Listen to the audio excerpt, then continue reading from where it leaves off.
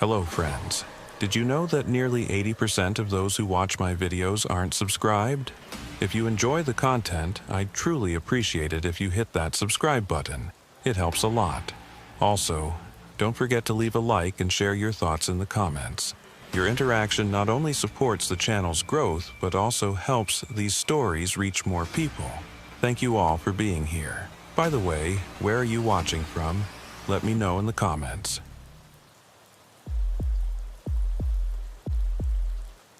The wind swept across US 163's asphalt as Monument Valley's massive mesa silhouettes rose like ghosts in the moonlight. Officer Talon Bahe sat behind the wheel, watching sand clouds spiral in his headlight beams. Night patrol usually passed quietly, an occasional tourist vehicle, sometimes a local pickup moving too fast. But tonight felt different. The wind had been building for hours, and there was an electric charge in the air, a sense of waiting. Talon turned up his radio volume slightly, listening to dispatcher Iona Key's monotone voice. It would be another quiet night, or so he hoped. At 23:47, the radio crackled. Unit 12, this is dispatch. We're getting a report of a missing trucker on US 163. Near mile marker 15, close to Oljato Junction. Semi-truck, lost contact with driver. Can you check it out?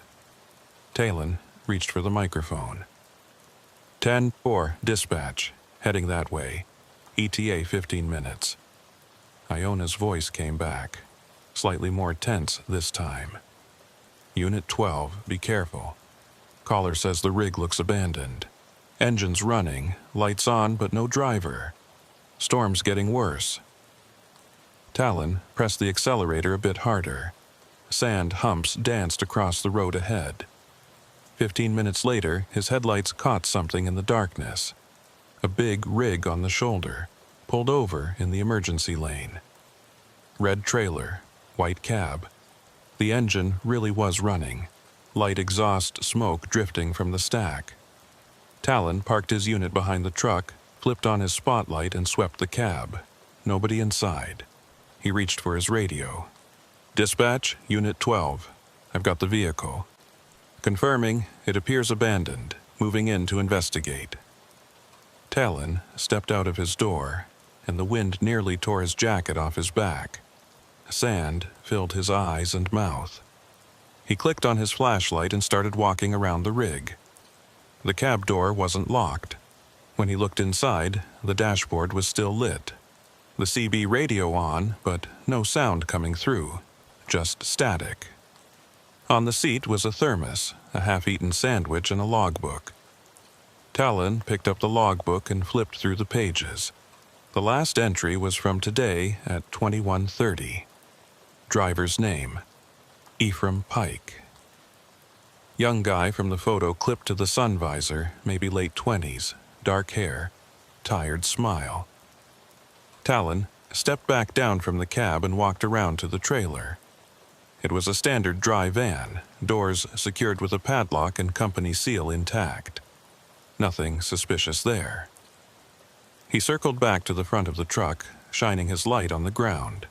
That's when he noticed the tire tracks, fresh ones, leading off the shoulder and into the scrubland. They headed south, away from the highway toward the dry wash that ran parallel to the road about 50 yards out. Talon keyed his radio again.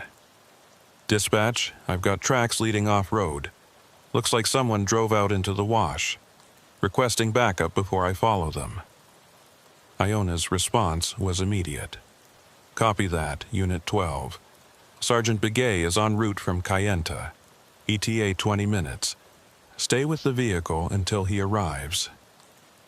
Talon acknowledged and walked back to his unit. He sat in the driver's seat, engine running, heater on full blast to fight the cold that had settled into his bones. The wind howled outside, rocking the vehicle slightly. He stared at the abandoned rig in his spotlight beam, watching shadows move across its surface. Something about this didn't sit right. A driver doesn't just abandon a running truck in the middle of nowhere. not unless something scared them off or pulled them away. 23 minutes later, Sergeant Marvin Begay's unit pulled up behind Talon's, lights flashing red and blue across the desert landscape. Marvin was in his mid-40s, stocky build, with deep-set eyes that had seen too much in his years on the force. He stepped out of his vehicle and walked up to Talon's window.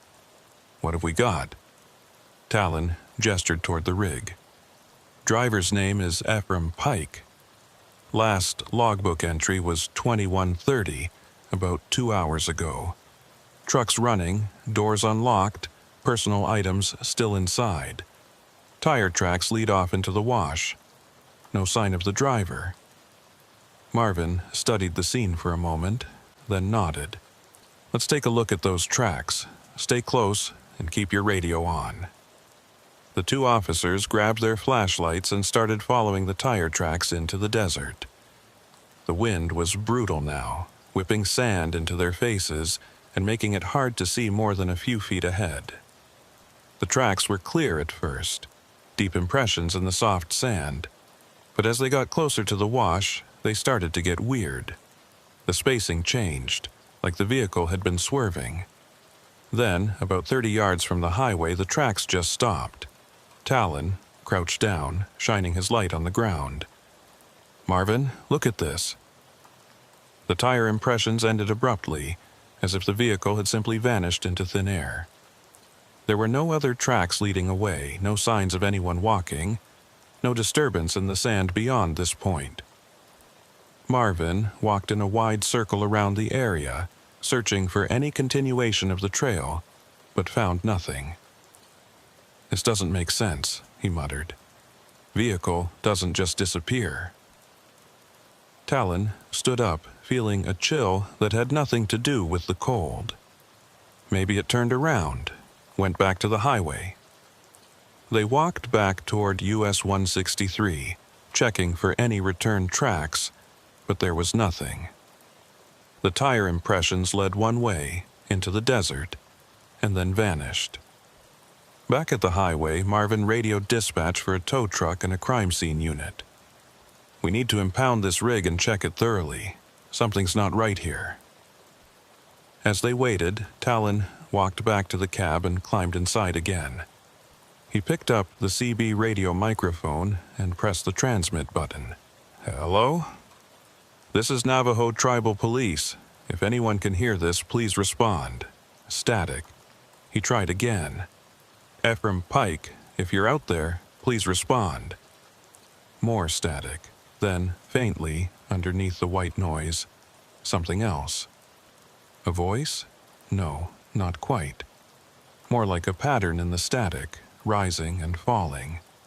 Talon turned up the volume and listened closely. It almost sounded like words, but distorted, stretched out. And then it repeated. The exact same pattern, the exact same cadence, over and over. Talon felt the hair on the back of his neck stand up. He released the transmit button and the sound stopped. He keyed it again, and the pattern returned, identical to before. He called Marvin over. "Listen to this." Marvin climbed into the cab and listened to the CB. His expression darkened. "That's not normal interference." Talon shook his head. "It's like it's stuck in a loop. Same thing over and over." Marvin reached down and turned off the CB radio. The cab fell silent except for the wind buffeting the truck. "Let's get out of here. Crime scene can deal with this." By the time the tow truck arrived, it was past 1 in the morning. The driver, a local named Holt Murdoch, looked at the rig and whistled. "Nice truck. Shame to see it abandoned like this." He hooked up the tow cables and started winching the semi onto his flatbed. Talon and Marvin stood by their vehicles, watching. As the truck was being loaded, Talon noticed something he'd missed before. On the driver's side door, barely visible in the dim light, were scratches. Deep ones, like someone had clawed at the metal. He pointed them out to Marvin. "Those look fresh." Marvin examined them with his flashlight. "Yeah, and they're on the outside of the door. Like someone was trying to get in, or something." They decided to follow the tow truck back to the impound yard in Kayenta. The drive took 40 minutes, and by the time they arrived, the wind had died down to a low moan. The yard was surrounded by a chain-link fence topped with barbed wire, and a single floodlight illuminated the entrance. Holt parked the rig in the back corner of the lot and unhooked it. "She's all yours, officers. Need anything else?" Marvin shook his head. "We're good, thanks, Holt." The tow truck driver climbed back into his vehicle and drove off, leaving the two officers alone with the abandoned semi.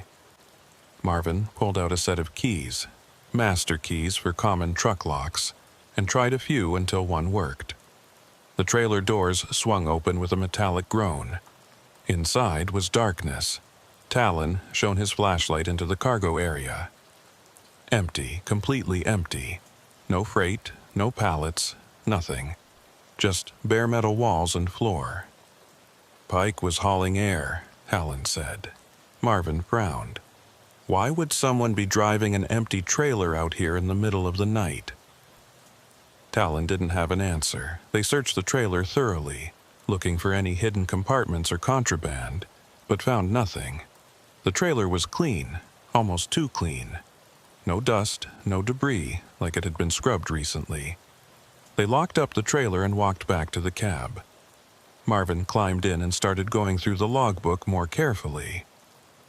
"Pike's been driving this route for 3 weeks. Phoenix to Farmington and back, always the same route, always empty on the return trip." Talon leaned against the doorframe. "Human trafficking?" Marvin shrugged. "Possible. Empty trailers, a red flag. But if that's the case, where's the driver? And where are the people he was transporting?" Those questions hung in the cold, desert air, unanswered. At 2:30, they called it a night and agreed to meet back at the station in the morning. Talon drove home to his small house on the outskirts of Kayenta, exhausted but unable to shake the feeling that something was very wrong with this case. He lay in bed, staring at the ceiling, listening to the wind rattle his windows. Every time he closed his eyes, he saw those tire tracks disappearing into nothing. He saw the scratches on the truck door. He heard that looping pattern on the CB radio.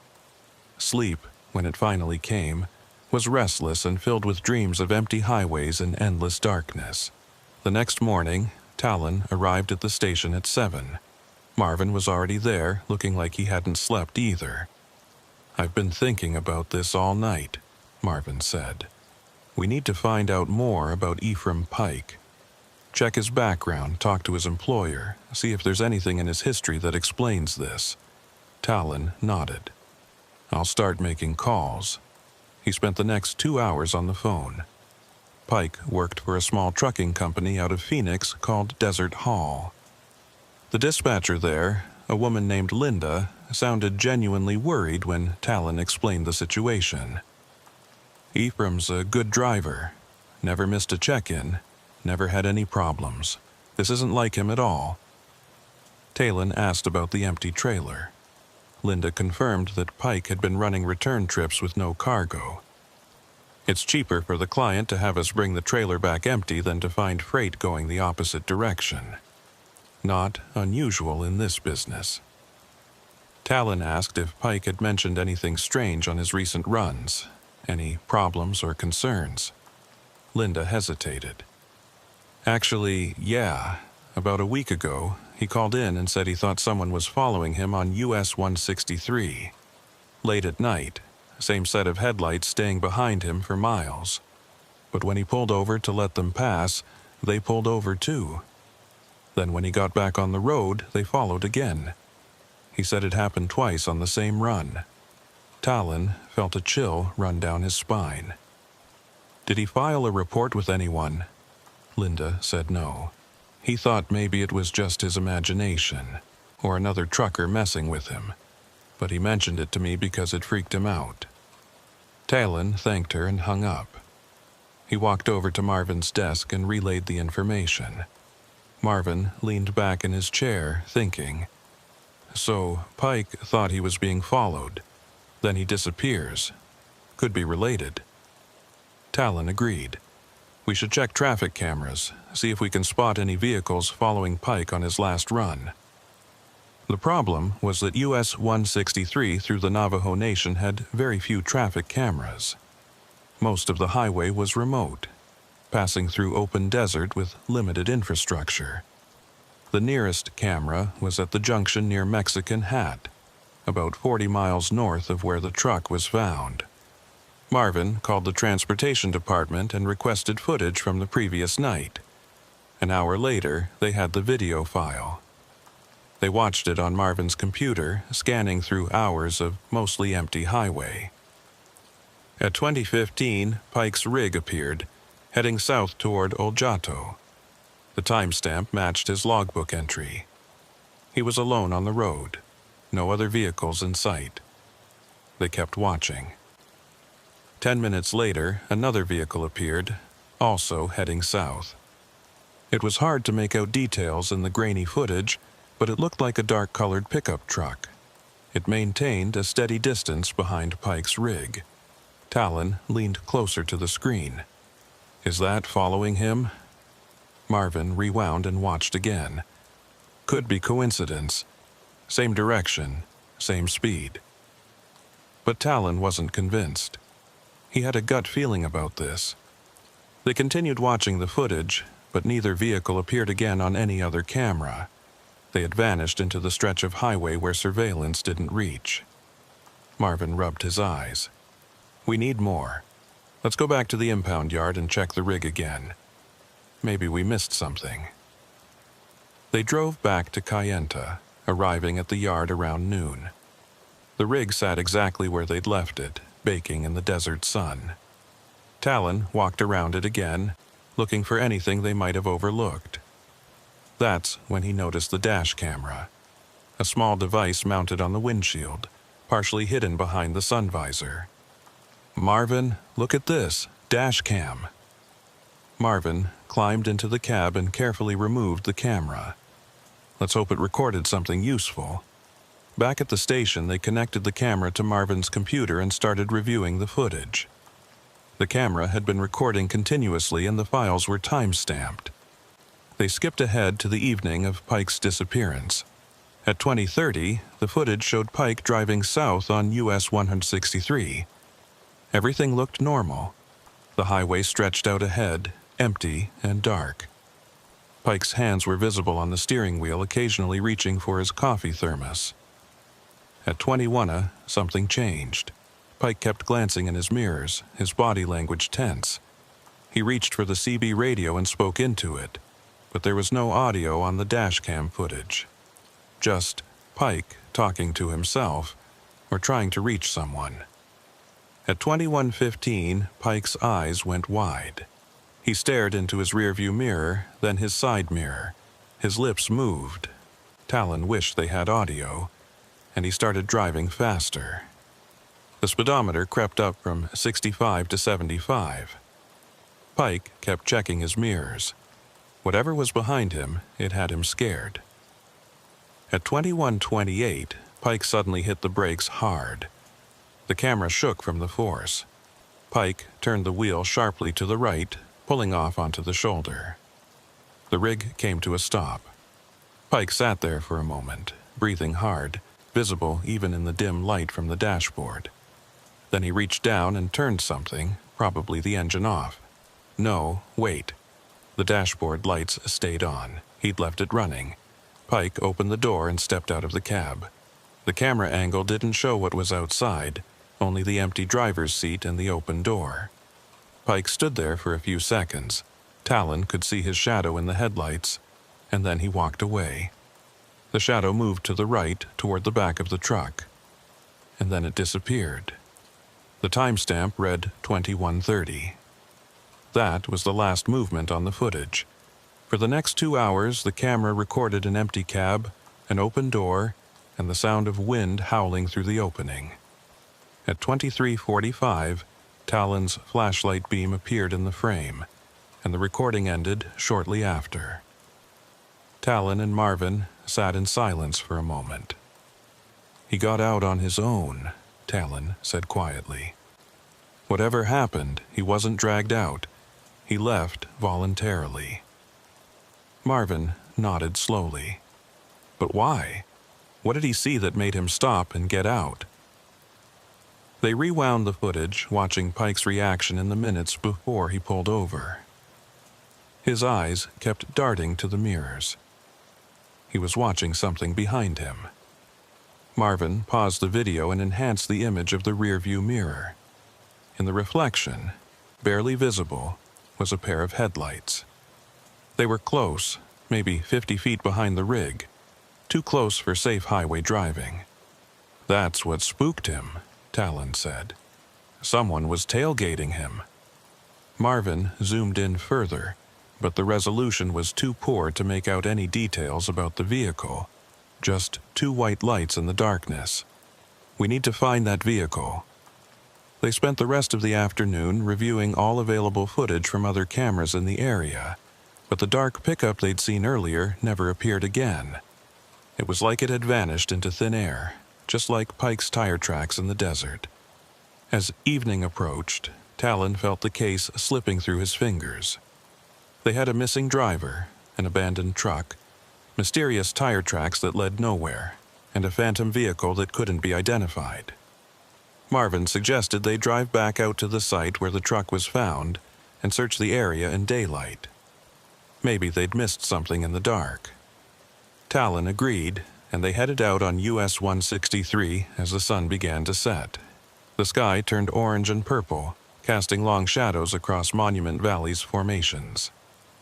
They reached the spot at 1830 and parked on the shoulder where Pike's rig had been. The tire tracks were still visible, though the wind had softened their edges.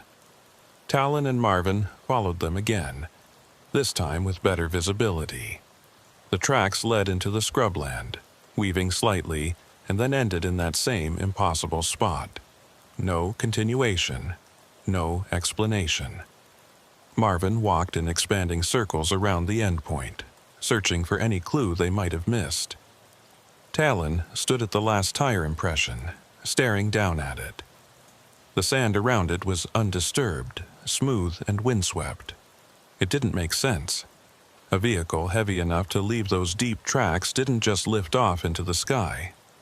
He knelt down and ran his hand through the sand. It was cool to the touch, normal desert sand. But wait, there was something else. A smell, faint but distinct. Like ozone, the smell after a lightning strike. Talon stood up and called to Marvin. "Do you smell that?" Marvin walked over and sniffed the air. His expression changed. "Yeah, electrical smell. But there's no power lines out here." They looked around. The nearest power line was back on the highway, at least 50 yards away. There was no explanation for the ozone smell in the middle of the desert. Talon felt that chill again, the one that had nothing to do with temperature. Something happened here, something we don't understand. Marvin didn't respond. He was staring at something on the ground, a few feet from the last tire track. He walked over and crouched down. "Talon, come look at this." Talon joined him. There, partially buried in the sand, was a boot. A work boot, size 11, still laced up. Marvin carefully lifted it out of the sand.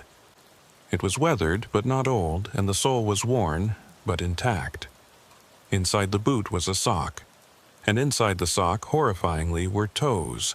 Human toes, severed cleanly at the ankle. Talon stumbled back, his hand going to his sidearm instinctively. Marvin set the boot down gently, his face pale. "We need to call this in. We're looking at a crime scene now." The crime scene unit arrived within 90 minutes, 3 officers and a forensic technician named Maris Bedoni.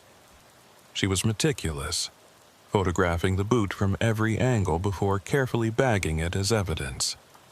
The severed toes would be sent to the medical examiner in Flagstaff for analysis. Talon and Marvin stood back, watching the team work as the last daylight faded from the sky. Floodlights were set up around the area, casting harsh white light across the desert sand. Every shadow looked suspicious now. Every sound felt amplified. Marvin was on his phone, coordinating with the department and requesting additional resources. This was no longer a missing person case. This was a homicide investigation. Maris worked methodically, using metal detectors and ground-penetrating radar to scan the area around where the boot had been found. If there were more remains buried nearby, she'd find them. Talon walked the perimeter, his flashlight beam sweeping across the scrubland. The ozone smell had faded, but something else lingered in the air now, something acrid and unpleasant like burning rubber. He couldn't pinpoint the source. The wind had picked up again, carrying sand and debris across the site. One of the crime scene officers called out from near the highway, "Sergeant Bigay, we've got something."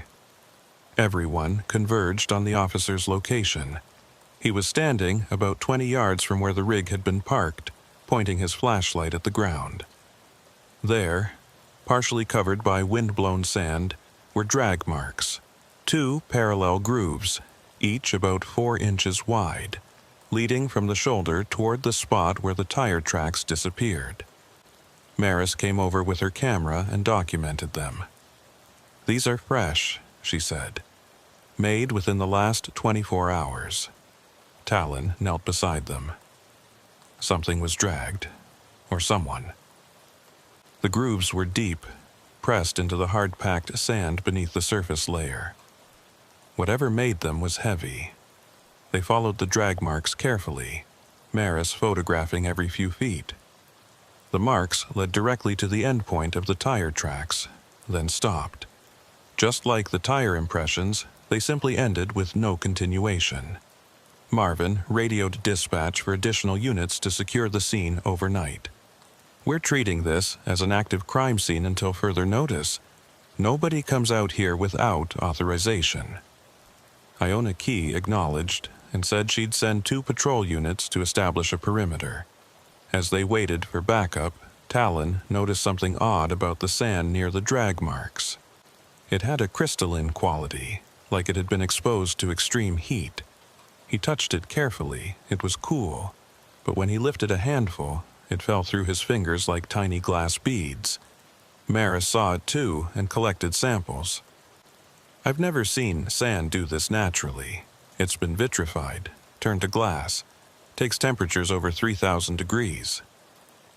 Talon looked at Marvin. No burn marks, no fire. How does sand melt without leaving scorch marks? Nobody had an answer. The patrol units arrived and took up positions at either end of the scene. Talon and Marvin headed back to the station, arriving just after midnight. The boot, with its grisly contents, had already been sent to Flagstaff for analysis. Marvin immediately started working on a timeline, mapping out everything they knew about Ephraim Pike's last hours. Talon pulled up Pike's background check, looking for anything that might explain what happened. Pike was 28, unmarried, no criminal record. He'd been a truck driver for 6 years, worked for Desert Hall for the past 2. His personnel file showed solid performance reviews, no complaints, no incidents. He lived in a small apartment in Phoenix, kept to himself mostly. His emergency contact was listed as his sister in Tucson. Marvin made the call to notify her, a conversation Talon could hear from his desk. It was the worst part of the job, telling someone their loved one was likely dead. The sister, whose name was Rachel, broke down on the phone. She insisted her brother would never just abandon his truck. He was responsible, careful, not the type to take risks. After Marvin hung up, he sat quietly for a moment. She said Pike called her 2 nights ago. Said he'd been having bad dreams, kept dreaming about the highway at night, seeing things in his mirrors that weren't there when he looked back. Talon felt a chill. He told his dispatcher he thought someone was following him. Marvin nodded.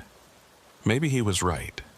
Maybe someone was following him, and whatever happened out there, they made sure he couldn't talk about it. They decided to review the dash cam footage again. this time focusing on the minutes before Pike pulled over. Maybe there was something they'd missed, some detail that would give them a lead. They watched in slow motion as Pike drove south on US 163. The timestamp read 21:10. Pike's hands gripped the wheel tightly, his shoulders tense. He kept glancing at his mirrors. At 21:12, he reached for the CB radio again and spoke into it. His lips moved silently. Talon wished desperately they had audio. At 21:14, something caught Pike's attention. His head snapped to the left, looking out the driver's side window.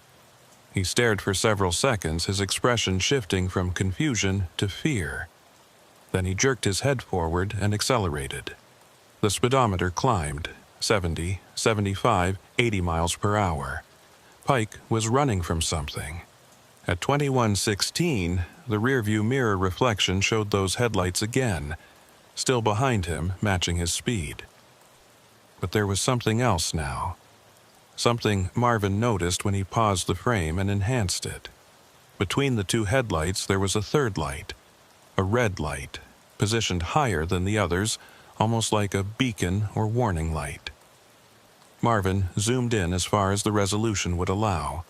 The red light pulsed slowly, rhythmically, on and off, on and off. It was hypnotic in a way, even through the grainy footage. "What kind of vehicle has a setup like that?" Talon asked. Marvin shook his head. "Nothing I've ever seen. Could be custom." They continued watching. At 21:20, Pike's face was visible in profile as he turned to check his side mirror. His expression was pure terror. Whatever he was seeing had him completely spooked. At 21:22, he grabbed the CB radio again, this time more frantically. His lips moved rapidly. He was shouting into the radio, calling for help maybe. But on the CB recording they'd listened to earlier, there had been no distress call, only that strange looping pattern. At 21:25, Pike started tapping the brakes, not hard enough to slow down significantly, but rhythmically. Tap, tap, tap. Pause. Tap, tap, tap. Like he was sending a signal. Marvin sat back in his chair. He's trying to communicate with whoever's behind him, or warn them off. But the headlights in the mirror didn't change. They maintained their distance, that red light still pulsing between them.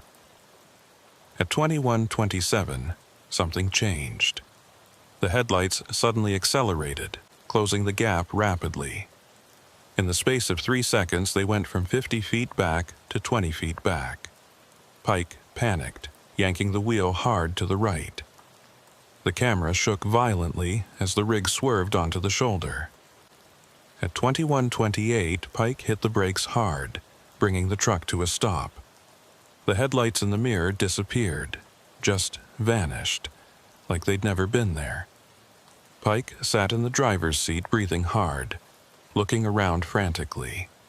He checked all his mirrors, craning his neck to see out the back. Nothing. The highway behind him was empty. Dark. No headlights, no red light, nothing. Pike sat there for maybe 30 seconds, his chest heaving. Then he reached down and did something with his hands. Looked like he was adjusting something on his belt. Talon squinted at the screen. Is he checking his weapon? Marvin enhanced the image. Pike had lifted his shirt slightly, revealing a holster on his hip. He unsnapped the retention strap, letting his hand rest on the grip of what looked like a pistol. He was armed. Pike opened the door and stepped out of the cab, leaving the engine running and the lights on. The camera angle didn't show what was outside, but Pike's shadow was visible in the headlights, stretching out long across the pavement. He stood there, hand on his weapon, looking around.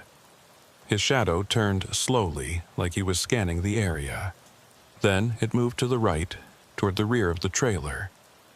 And then it stopped, just froze in place for several seconds. When it moved again, it was quick, almost running. Pike's shadow disappeared from view, and then there was nothing. Just the empty cab, the open door, and the sound of wind through the microphone. Talon checked the timestamp. Pike had been out of the cab for exactly 42 seconds before his shadow vanished. What made him run? Marvin rewound and watched Pike's shadow again. When it froze, right before he started running, the shadow's posture changed. The arm that had been resting on his weapon lifted, pointing at something, like he'd drawn his gun and aimed it. Then he ran. He saw something, Marvin said quietly. Something that made him draw his weapon and run. They let the footage play out. For the next 2 hours, nothing moved except the occasional tumbleweed rolling past the open door. At 23:43, Talon's flashlight beam appeared, and the recording ended. Marvin saved the enhanced sections and emailed them to the FBI's field office in Albuquerque. The Navajo Nation had jurisdiction over the case, but if this turned into something bigger, human trafficking, interstate crime, they'd need federal assistance. While they waited for a response, Talon pulled up a map of the area and started marking locations. The spot where Pike's rig was found, the end point of the tire tracks, the location where they'd found the boot. He stared at the map, looking for patterns. The 3 points formed a rough triangle, with the highway running along one edge. He measured the distances. From the rig to the tire track endpoint, 64 yards. From the tire track endpoint to the boot location, 18 feet. Almost like something had moved in stages. Marvin came over and looked at the map. You thinking the body was moved? Talon nodded slowly. Pike gets out of his truck, walks back toward the trailer, sees something that makes him draw his weapon. Then he runs, or is chased, into the desert. 64 yards later, whatever happened to him happened there. Then somebody, or something, dragged part of him 18 feet and buried the boot. Marvin considered this. The drag marks led from the highway to the endpoint, so the body would have been dragged in that direction, not away from it. Talon frowned. That doesn't make sense. Why drag a body toward the highway? Before Marvin could respond, the station's front door opened and Officer Rowan Chi walked in, shaking sand from his jacket. Rowan was younger than Talon, maybe 25, with sharp eyes and a habit of noticing details others missed. He'd been one of the officers securing the crime scene overnight. Thought you two should know, Rowan said. We found something else out there. He pulled out his phone and showed them a photo. It was a tire track, but not like the ones they'd been following. This one was different, wider, with a distinctive tread pattern. Found it about 100 yards west of the crime scene, partially covered by sand. Looks fresh. Marvin studied the photo. Different vehicle from Pike's rig. Rowan nodded. Yeah, and it gets weirder. The track leads toward the crime scene, but then it circles around it. Like whoever was driving stopped, sat there for a while, then left. Talon felt his pulse quicken. Someone was watching, waiting to see what we'd find. Marvin grabbed his jacket. Show us. The 3 officers drove back out to US 163, arriving just as the sun was rising. The crime scene was still secured, floodlights casting shadows across the sand. Rowan led them to the new tire track, about 100 yards west and slightly north of where Pike's rig had been found. The track was clear now in the daylight, pressed deep into the sand. Maris was already there, photographing it.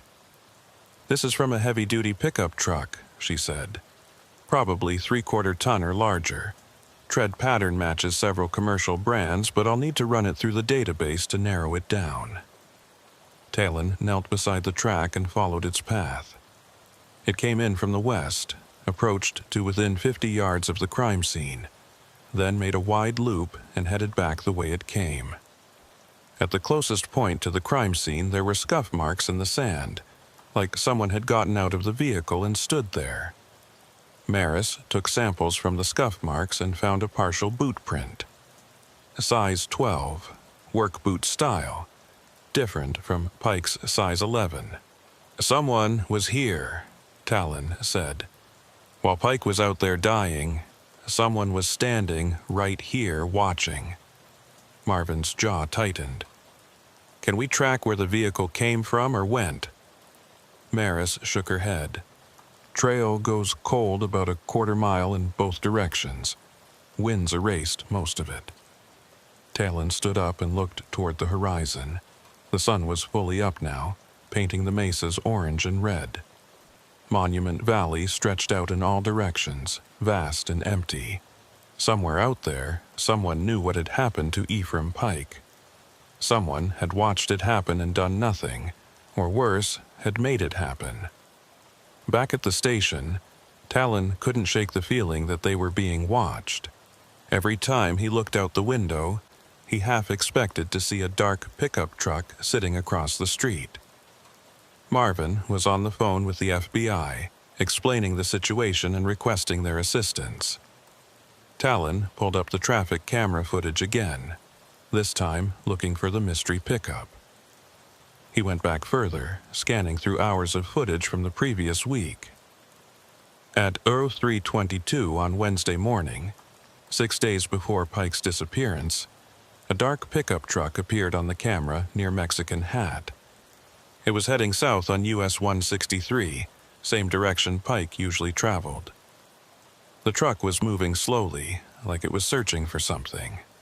Talon watched as the truck passed the camera, then pulled over onto the shoulder about 100 yards down the road.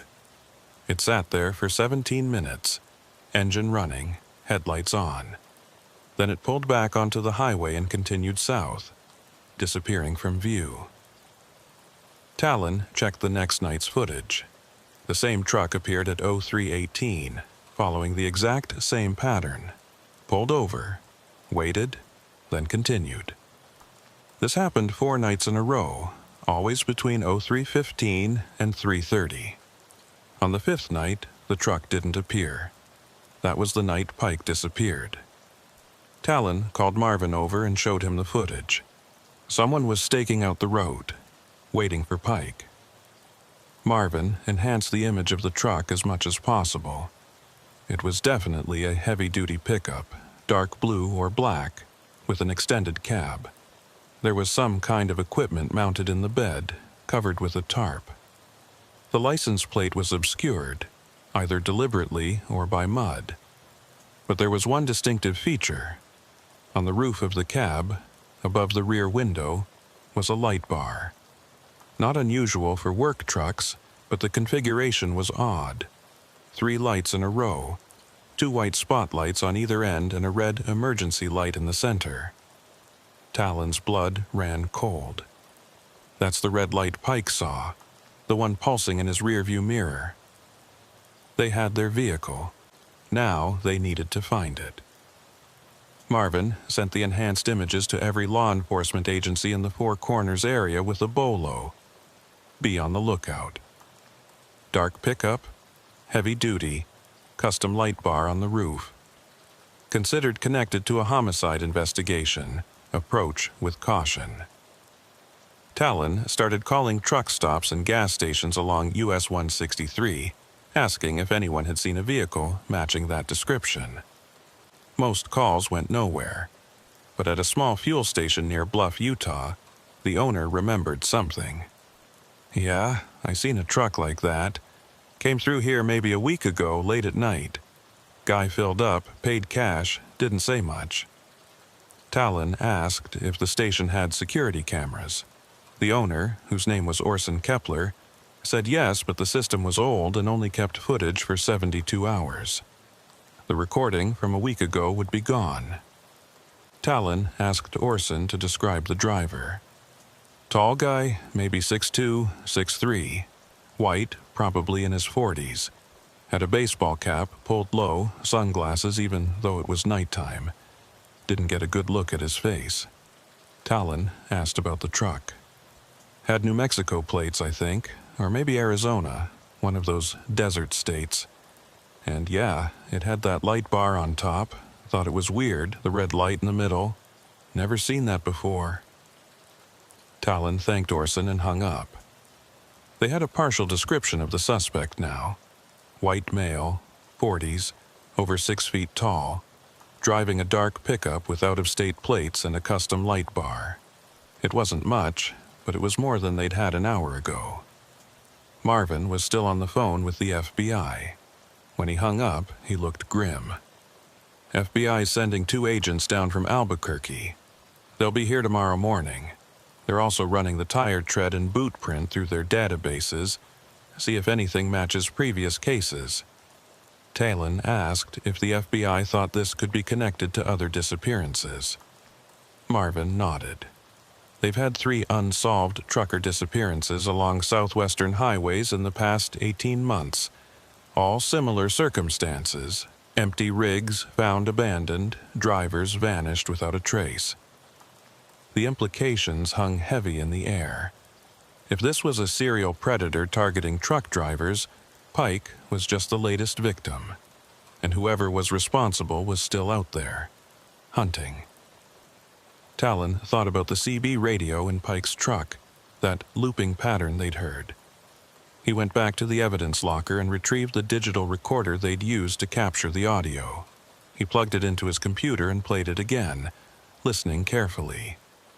The pattern was definitely there, repeating every 7 seconds. It almost sounded like words, but distorted beyond recognition.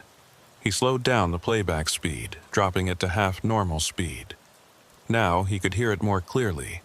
It was words, someone saying something, over and over.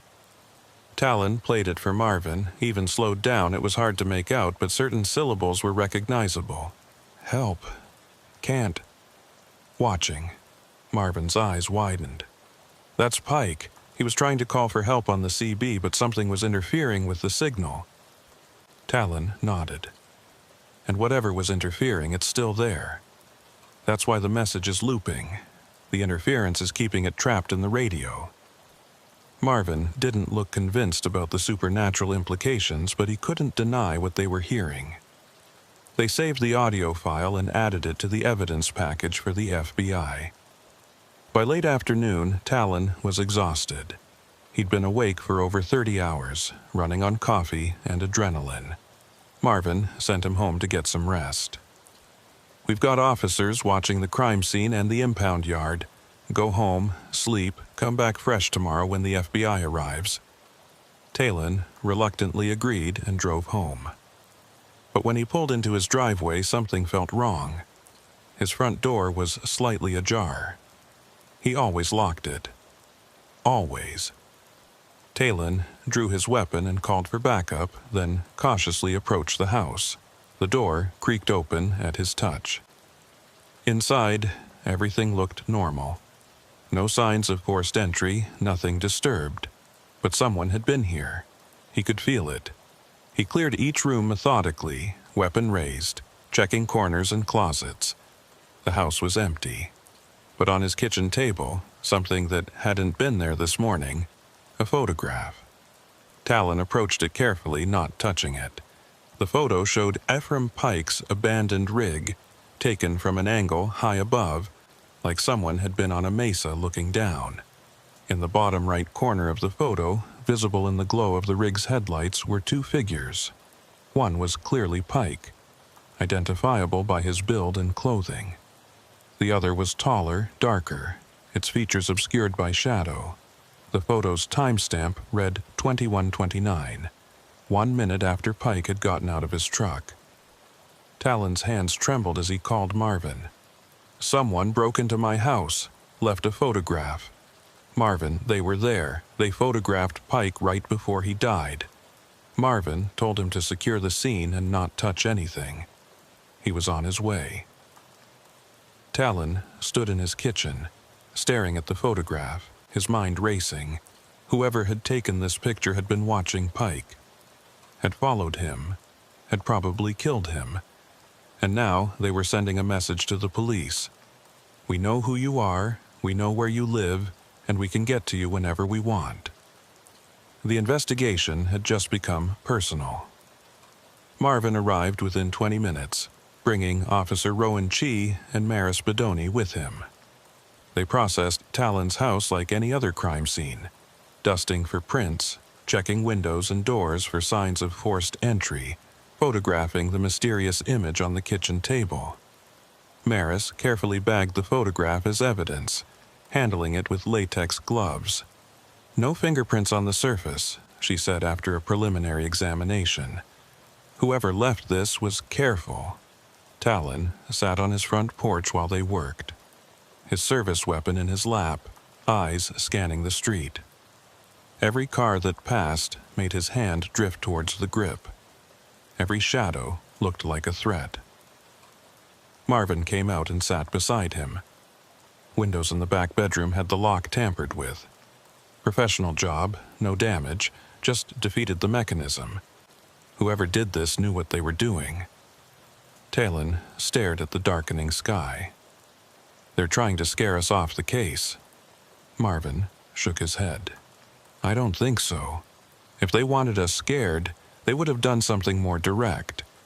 This is different. They're showing us what they can do, proving they're in control." Talon turned to look at him. "So, what do we do?"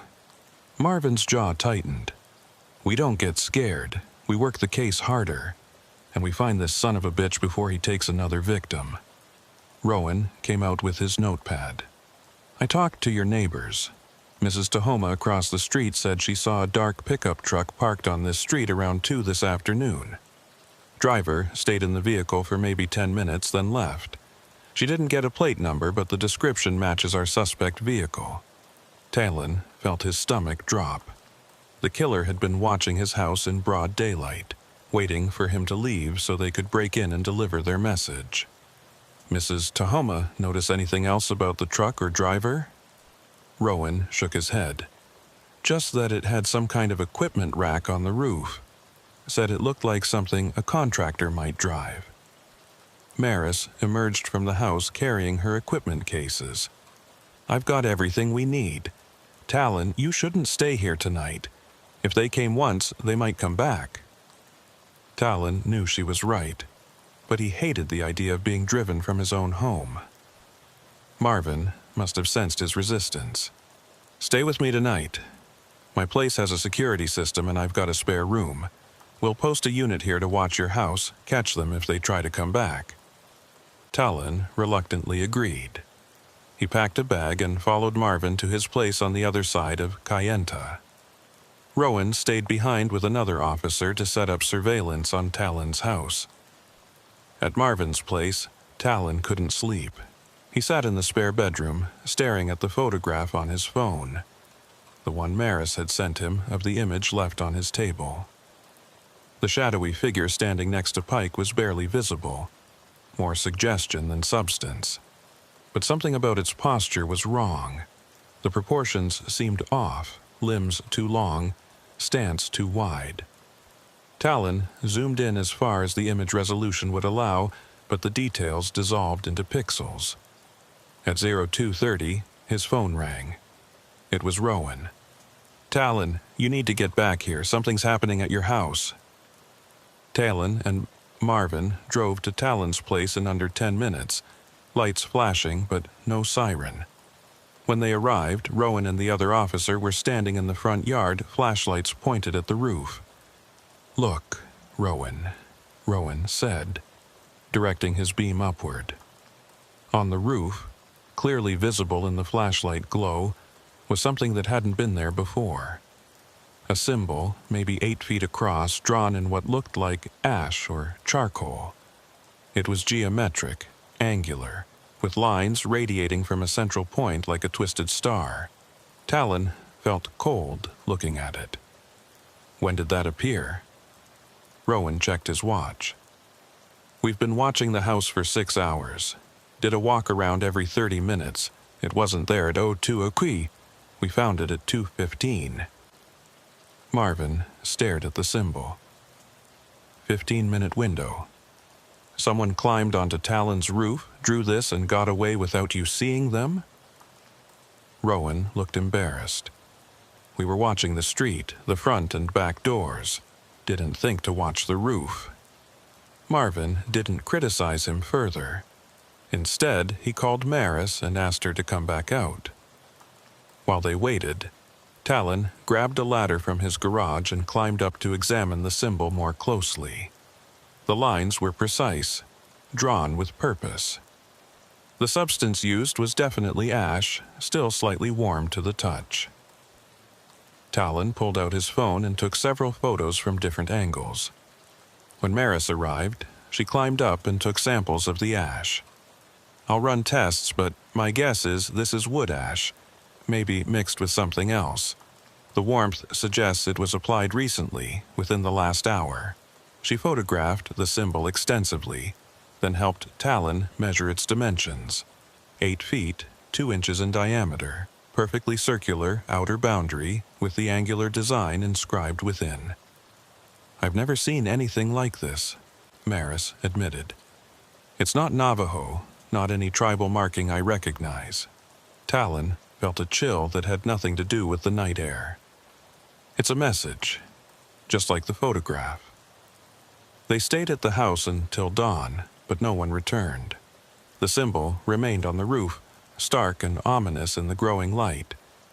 Marvin made the decision to have it photographed extensively before removing it, in case it became important evidence later. By 07 o'clock, Talon was back at the station, exhausted and running on fumes. The FBI agents were due to arrive at 09 o'clock, and he wanted to have everything organized for them. He compiled all the evidence, the dashcam footage, the photograph from his kitchen table, images of the roof symbol, forensic reports on the boot and severed toes, traffic camera footage of the mystery pickup truck. At 08:45, 2 FBI agents walked through the station door. The lead agent was a woman in her late 30s named Special Agent Victoria Hale, sharp-eyed and professional. Her partner was Agent Darren Nez, a Navajo man in his early 40s who'd grown up on the reservation before joining the Bureau. They settled into the conference room and Talon walked them through everything. Agent Hale listened intently, taking notes on a tablet. When Talon finished, she sat back and exchanged a glance with Agent Nez. "This matches patterns we've been seeing," she said carefully. 3 other trucker disappearances in the past 18 months, all along southwestern highways, all with similar circumstances. Agent Nez pulled up a map on his laptop and projected it onto the conference room screen. Red dots marked locations across Arizona, New Mexico, and Utah. May 2023, I-40 east of Flagstaff. Trucker named Marcus Valdez vanished from his rig. Truck found abandoned, engine running, no sign of struggle, no body recovered. He clicked to the next marker. September 2023, Highway 191 south of Moab. Driver named Sarah Kendrick disappeared. Same scenario, running truck, no driver, no body. Family reported she'd been complaining about strange vehicles following her at night. Another click. January 2024, Highway 60 near Springerville. Trucker named Raymond Cross, you can guess what we found. Talon leaned forward. Were there any physical remains recovered in those cases? Agent Hale shook her head. Nothing. No bodies, no blood, no evidence of foul play except for the abandoned vehicles. Local jurisdictions investigated, but had nothing to go on. Cases went cold. She paused. Until now, the boot with the severed toes. That's the first physical evidence we've had that these disappearances are homicides. Marvin asked the obvious question. Why truck drivers? What's the connection? Agent Nez brought up profiles of the victims. All solo drivers, all running night routes through remote areas. All reported feeling watched or followed in the days before they disappeared. Agent Hale added, and there's something else.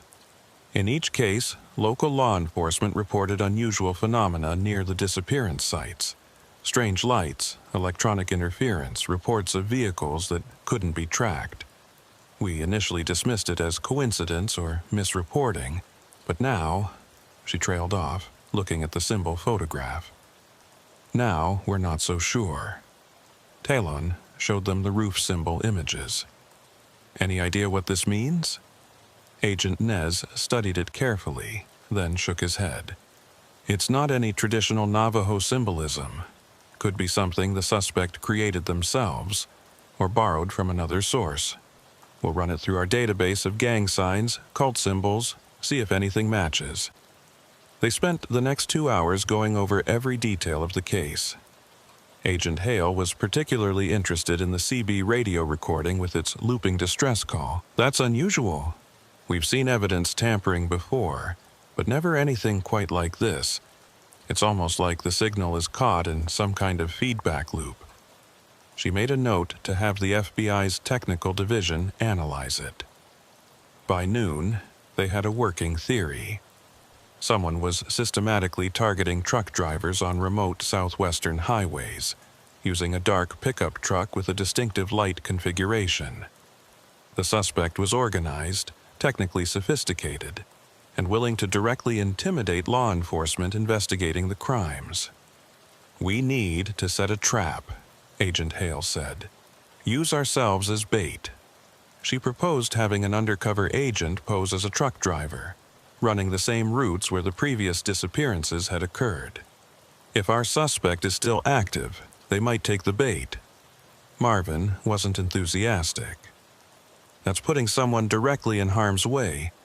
We don't even know what we're dealing with yet. Agent Nez nodded. Marvin's right. We need more information first. Let's focus on identifying the suspect vehicle. If we can track down that pickup truck, we can surveil the owner, build a case before we move in. Talon's phone buzzed. A text from Maris.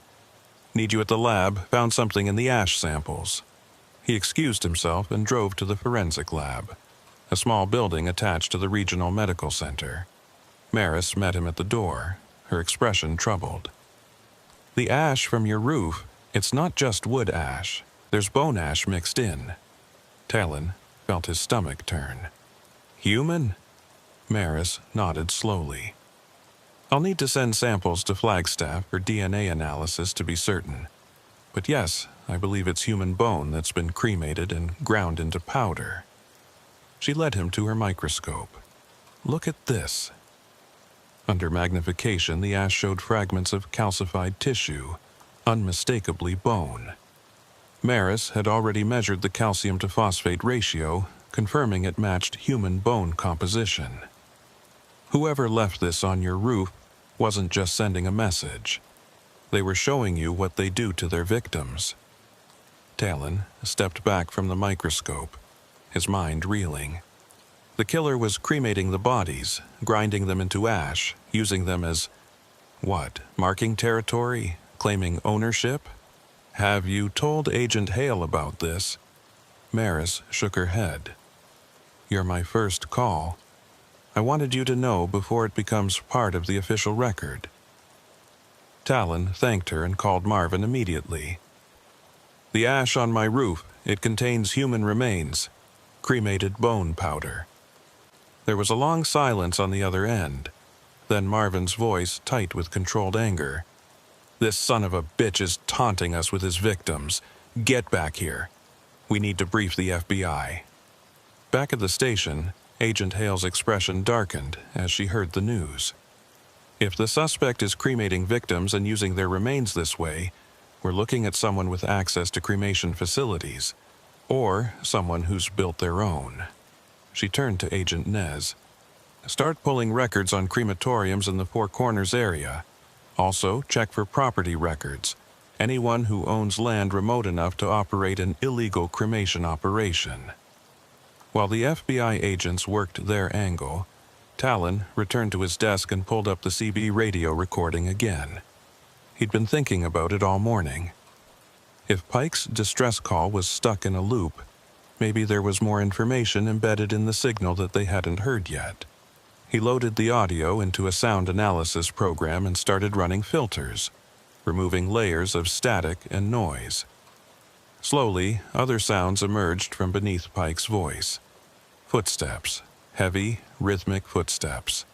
Then breathing, deep and slow. And underneath it all, something else. A low-frequency hum, almost below the range of human hearing. Talon isolated the hum and amplified it. The sound was mechanical, like an engine or generator, but the frequency was wrong for any vehicle he knew. It pulsed at irregular intervals, 20 seconds on, 5 seconds off, repeating endlessly. He checked the timestamp on the recording. The hum had started at 21:31, 2 minutes after Pike left his truck, and it continued for exactly 42 minutes before cutting off abruptly at 22:13. Talon pulled up the dashcam footage and checked the timeline. Pike's shadow had disappeared at 21:30. The hum started 1 minute later. Whatever had happened to Pike had taken 42 minutes. He called Marvin and the FBI agents over and played the isolated audio. Agent Hale listened intently, then asked Talon to play it again. That's not a standard combustion engine. The frequency's too low and too consistent.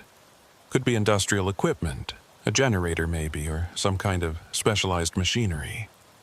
Agent Nez leaned closer to the speaker. Play the footsteps again. Talon isolated that portion of the audio. The footsteps were heavy, boots on hard ground, but the rhythm was off. Most people walk with a 2-beat pattern, left, right, left, right. These footsteps had a 3-beat pattern, step, step, drag, step, step, drag. Someone with a leg injury? Marvin suggested. Agent Hale shook her head. Or someone carrying something heavy, that dragging sound could be from pulling a weight. The implication hung in the air. The footsteps were recorded while Pike was still alive, while his distress call was transmitting. Someone had been walking around out there dragging something, or dragging someone. Talon felt sick. They'd been listening to the sounds of Pike being murdered, captured by his own CB radio. Can we use this to identify the location? Agent Nez asked. The acoustics might tell us something about the environment. Talon ran another analysis, this time focusing on reverb and echo patterns. The results were strange. The sounds had almost no echo, which suggested an open outdoor space. But there was also a subtle resonance, like the sounds were bouncing off something vertical and hard. Rock, maybe. A cliff face or canyon wall. Talon pulled up his map of the area and looked at the topology. The nearest significant rock formation to the disappearance site was about half a mile south, a small mesa rising about 200 feet above the desert floor. Could be there, he said, pointing. If Pike was taken to the base of that mesa, the acoustics would match what we're hearing. Marvin grabbed his keys. Let's go check it out. They assembled a team. Talon, Marvin, Rowan, the 2 FBI agents, and Maris. 6 vehicles headed out to the mesa in mid-afternoon. The drive took 40 minutes, following paved roads and then rough dirt tracks. The mesa rose before them, rust-red stone against a bright blue sky. They parked at the base and started searching on foot. The terrain was rough, covered in scrub brush and loose rock. After 20 minutes of searching, Rowan called out, "Over here!" He'd found something at the base of the mesa's north face. It was a burn site, a large circular area, maybe 10 feet in diameter, where the ground had been scorched black. The sand had vitrified, turned to glass, just like at the site where they'd found Pike's boot. In the center of the circle was a metal frame, crude but functional, standing about 6 feet tall. It looked like it might have been used to suspend something, or someone, above the fire. Maris immediately started taking samples and photographs. This is our primary crime scene. This is where Pike was killed. She pointed to drag marks leading from the edge of the burn site toward a shallow ravine. And that's where they disposed of evidence. They followed the drag marks. In the ravine, scattered among rocks and brush, they found more remains, bone fragments, pieces of fabric, metal buckles from clothing. Everything was charred, damaged by extreme heat. Maris collected what she could, but it was clear that most of the body had been completely destroyed. Cremation temperatures typically run 1400 to 1800 degrees Fahrenheit, she explained. This fire was hotter than that. Look at the bone fragments. They're completely calcified, crumbling to powder. That takes temperatures over 2000 degrees. She looked around at the desolate landscape. Someone built a furnace out here, a place to destroy evidence completely. Agent Hale was documenting the scene with her camera. This level of organization suggests our suspect has done this before, multiple times. They've refined their process. Agent Nez was examining the metal frame. This is welded steel, professional quality work. Our suspect has metalworking skills. He pointed to marks on the frame's base. And look at this. Bolt holes. This frame can be disassembled and transported. They bring it to different locations, set it up, use it, then break it down and move on. The implications were chilling. They were hunting someone who'd turned murder into a mobile operation. Someone who could strike anywhere along hundreds of miles of highway. Talon walked the perimeter of the burn site, looking for any clue the killer might have left behind. That's when he found the tire tracks. They were partially obscured by wind and sand, but they were there. The same distinctive tread pattern they'd photographed near Pike's disappearance site. The truck had been here. The killer had driven right up to the mesa, unloaded their equipment, and conducted their horrific work. Talon followed the tracks as far as he could. They led away from the mesa, heading northwest across open desert. After about 100 yards, they disappeared into hard-packed ground where tracks couldn't form. But before they vanished, the tracks passed near a cluster of rocks. Talon walked over to investigate and found something tucked into a crevice between two boulders. A small camera, wireless and battery-powered, positioned to watch the burn site. It was still recording. Talon's blood ran cold. He called everyone over. "They're watching us! Right now." Agent Hale immediately radioed for backup and called the FBI's technical team. "Don't touch it. Could be booby-trapped." They secured the area and waited for the bomb squad from Farmington to arrive. While they waited, Talon couldn't shake the feeling of invisible eyes on him. The killer was out there somewhere, watching them discover his work, probably enjoying their horror. The bomb squad arrived 2 hours later and carefully examined the camera. It wasn't explosive, just a simple surveillance device with a wireless transmitter. The signal was being sent to a receiver somewhere within a 5-mile radius. The technical team traced the signal as best they could, but it was bouncing through several relay points, making the source impossible to pinpoint. "Whoever set this up knew what they were doing," the lead tech said. "Military-grade encryption, professional installation. This isn't amateur hour." They carefully removed the camera and bagged it as evidence, but everyone knew the damage was done. The killer had watched them find the crime scene. As the sun began to set, they packed up and headed back to Kayenta. The mood was somber. They'd found where Pike had been killed, confirmed the manner of death, but they were no closer to identifying the killer. If anything, the case had become more disturbing. They were hunting someone with technical sophistication, metalworking skills, knowledge of remote desert locations, and the willingness to directly surveil law enforcement. Agent Hale called a meeting at the station for that evening. "We need to change tactics.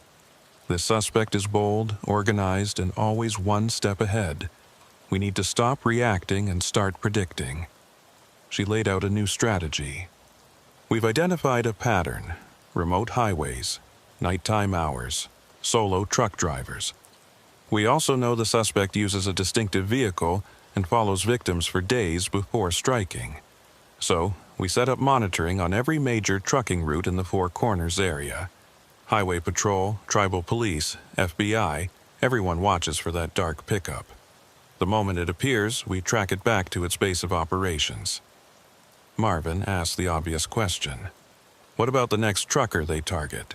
We're using civilians as bait. Agent Hale's expression was grim. I don't like it either, but we're racing against time. Every day that passes is another day this killer could strike again. The meeting broke up around 22. Talon went back to Marvin's place, too wired to sleep. He sat in the spare bedroom, going over the case files again and again. Something was bothering him, a detail he couldn't quite place. He pulled up the traffic camera footage from the night Pike disappeared, watching the dark pickup follow Pike's rig. Then he pulled up the footage from the previous nights, watching the same truck stake out the route. On the fourth night, Wednesday, the truck pulled over and waited for 17 minutes. Talon zoomed in on the image, enhancing it as much as possible. In the truck's bed, under the tarp, something was visible at the edge, a corner of the metal frame Maris had found at the burn site. But that wasn't what caught Talon's attention. It was something on the truck's rear bumper. A sticker, partially obscured but visible in the right light. Talon adjusted the contrast and brightness, sharpening the image. The sticker showed a logo, a stylized mountain peak with a radio tower on top. Underneath, barely legible text read, Desert Communications Network. Talon's heart raced. He did a quick internet search. Desert Communications Network was a private company that installed and maintained radio and cell towers throughout the Southwest. They had a regional office in Farmington. Talon immediately called Marvin, not caring about the late hour. I found something. The suspect vehicle has a company sticker, Desert Communications Network, Farmington office. Marvin was quiet for a moment, then, a communications company would explain the technical sophistication, the encryption, the surveillance equipment, the ability to interfere with CB radios. Talon felt like he was finally getting somewhere. We need employee records from that company, anyone who drives a dark, heavy-duty pickup and has access to their equipment. Marvin agreed. I'll call Agent Hale. We'll get a warrant first thing in the morning. But morning felt like a long way off. Talon lay in bed, staring at the ceiling, thinking about everything they'd learned. A killer who cremated victims and used their ashes to mark territory, who followed truck drivers for days before striking, who had the technical skills to interfere with radios and set up surveillance networks, who drove a distinctive pickup truck and worked, or had worked, for a communications company. The pieces were coming together, but the picture they formed was deeply unsettling. This wasn't a crime of passion or opportunity. This was methodical, ritualized, almost ceremonial. The killer wasn't just murdering people, they were transforming them into ash, and using them for some purpose the investigators couldn't yet understand. At 03:17, Talon's phone rang, shattering the silence. It was Officer Rowan. His voice was tense, breathless. Talon, we've got another one. A semi-truck found abandoned on Highway 191 north of Bluff. Engine running, driver gone. It's happening again. Talon, Marvin, and the FBI agents converged on the scene within 45 minutes. Highway 191 stretched out before them, a black ribbon cutting through the desert under a sky full of stars. The abandoned semi sat on the shoulder, exactly as Rowan had described. Engine running, lights on, driver missing. This rig was different from Pike's, though. It was a refrigerated trailer, the cooling unit humming steadily. The cab door hung open, interior lights illuminating an empty driver's seat. Talon approached cautiously, his hand resting on his sidearm. Everything about this felt like a repeat of Pike's case, and that made him deeply uneasy. Agent Hale was already coordinating with local units to establish a perimeter. Nobody goes anywhere near that truck until we've processed it completely, and I want aerial surveillance up now. If our suspect is still in the area, we might be able to spot them." Agent Nez was on his phone with the FBI's technical team requesting signal analysis equipment. If the CB radio's been tampered with, like in Pike's case, I want to know immediately. Marvin walked the shoulder, shining his flashlight on the ground, looking for tire tracks. Talon joined him. Within minutes, they found them, the same distinctive tread pattern, leading off the highway and into the scrubland. "They're following the same playbook," Marvin said quietly. Talon nodded, feeling cold despite the warm night air. "Which means somewhere out there, right now, another person is dying." They couldn't follow the tracks immediately, not until the crime scene unit arrived and documented everything. But every minute they waited was another minute the killer had to complete their work and disappear. Agent Hale seemed to read Talon's thoughts. "I know what you're thinking, but we do this right. If we contaminate evidence now, we lose the case in court later." She was right, but it didn't make the waiting any easier. The crime scene unit arrived at Euro 415, led by Maris.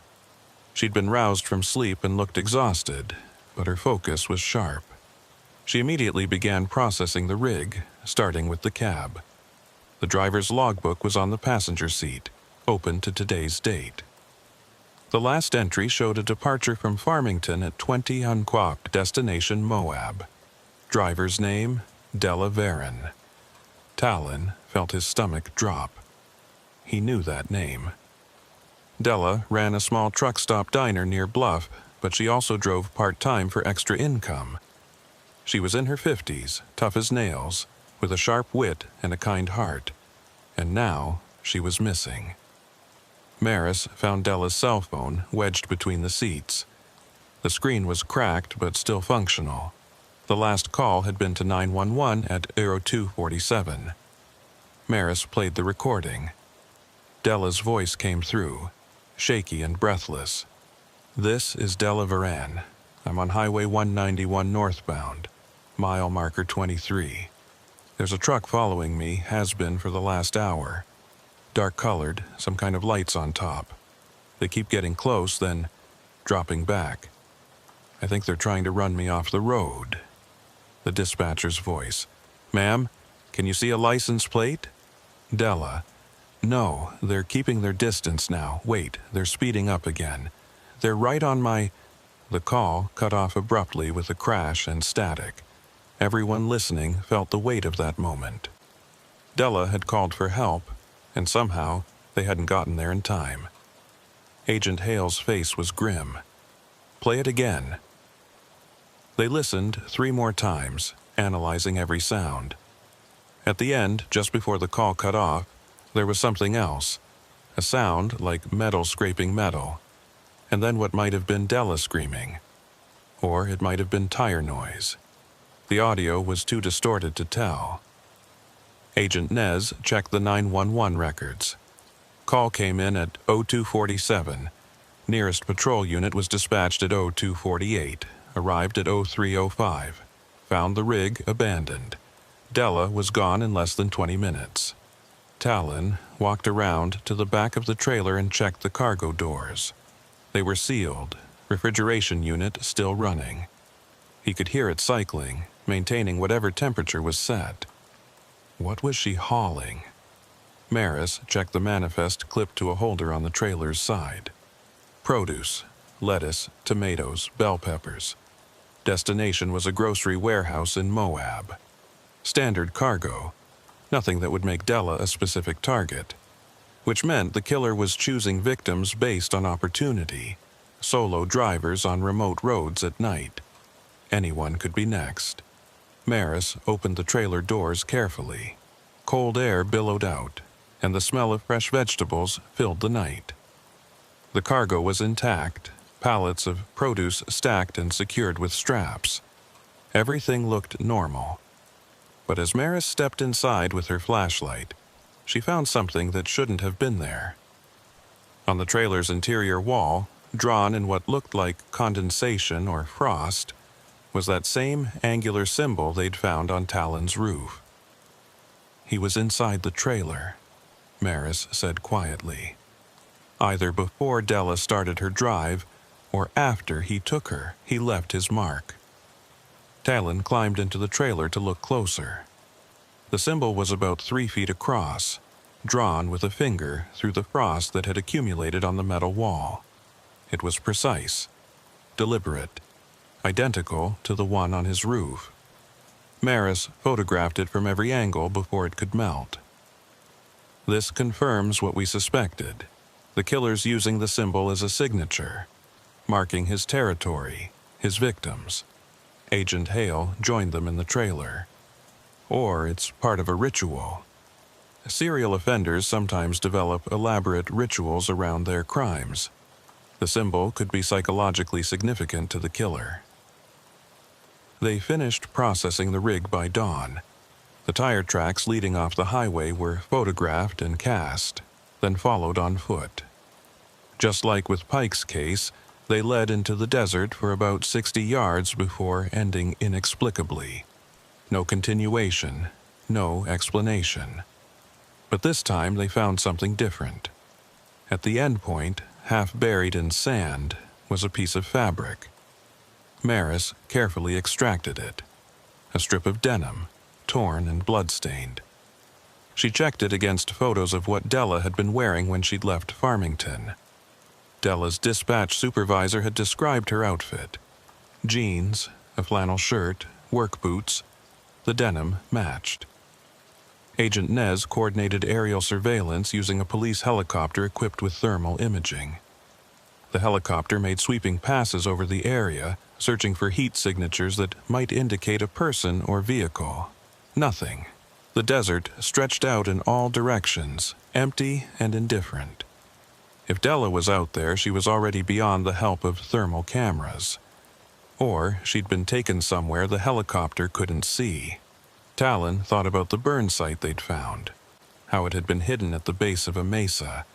There were dozens of similar formations in the area, hundreds of places the killer could hide. Back at the station, the team reassembled to brief on what they'd found. Agent Hale had already been in contact with Desert Communications Network's regional manager, and a warrant had been expedited through a federal judge. They would have access to employee records by noon.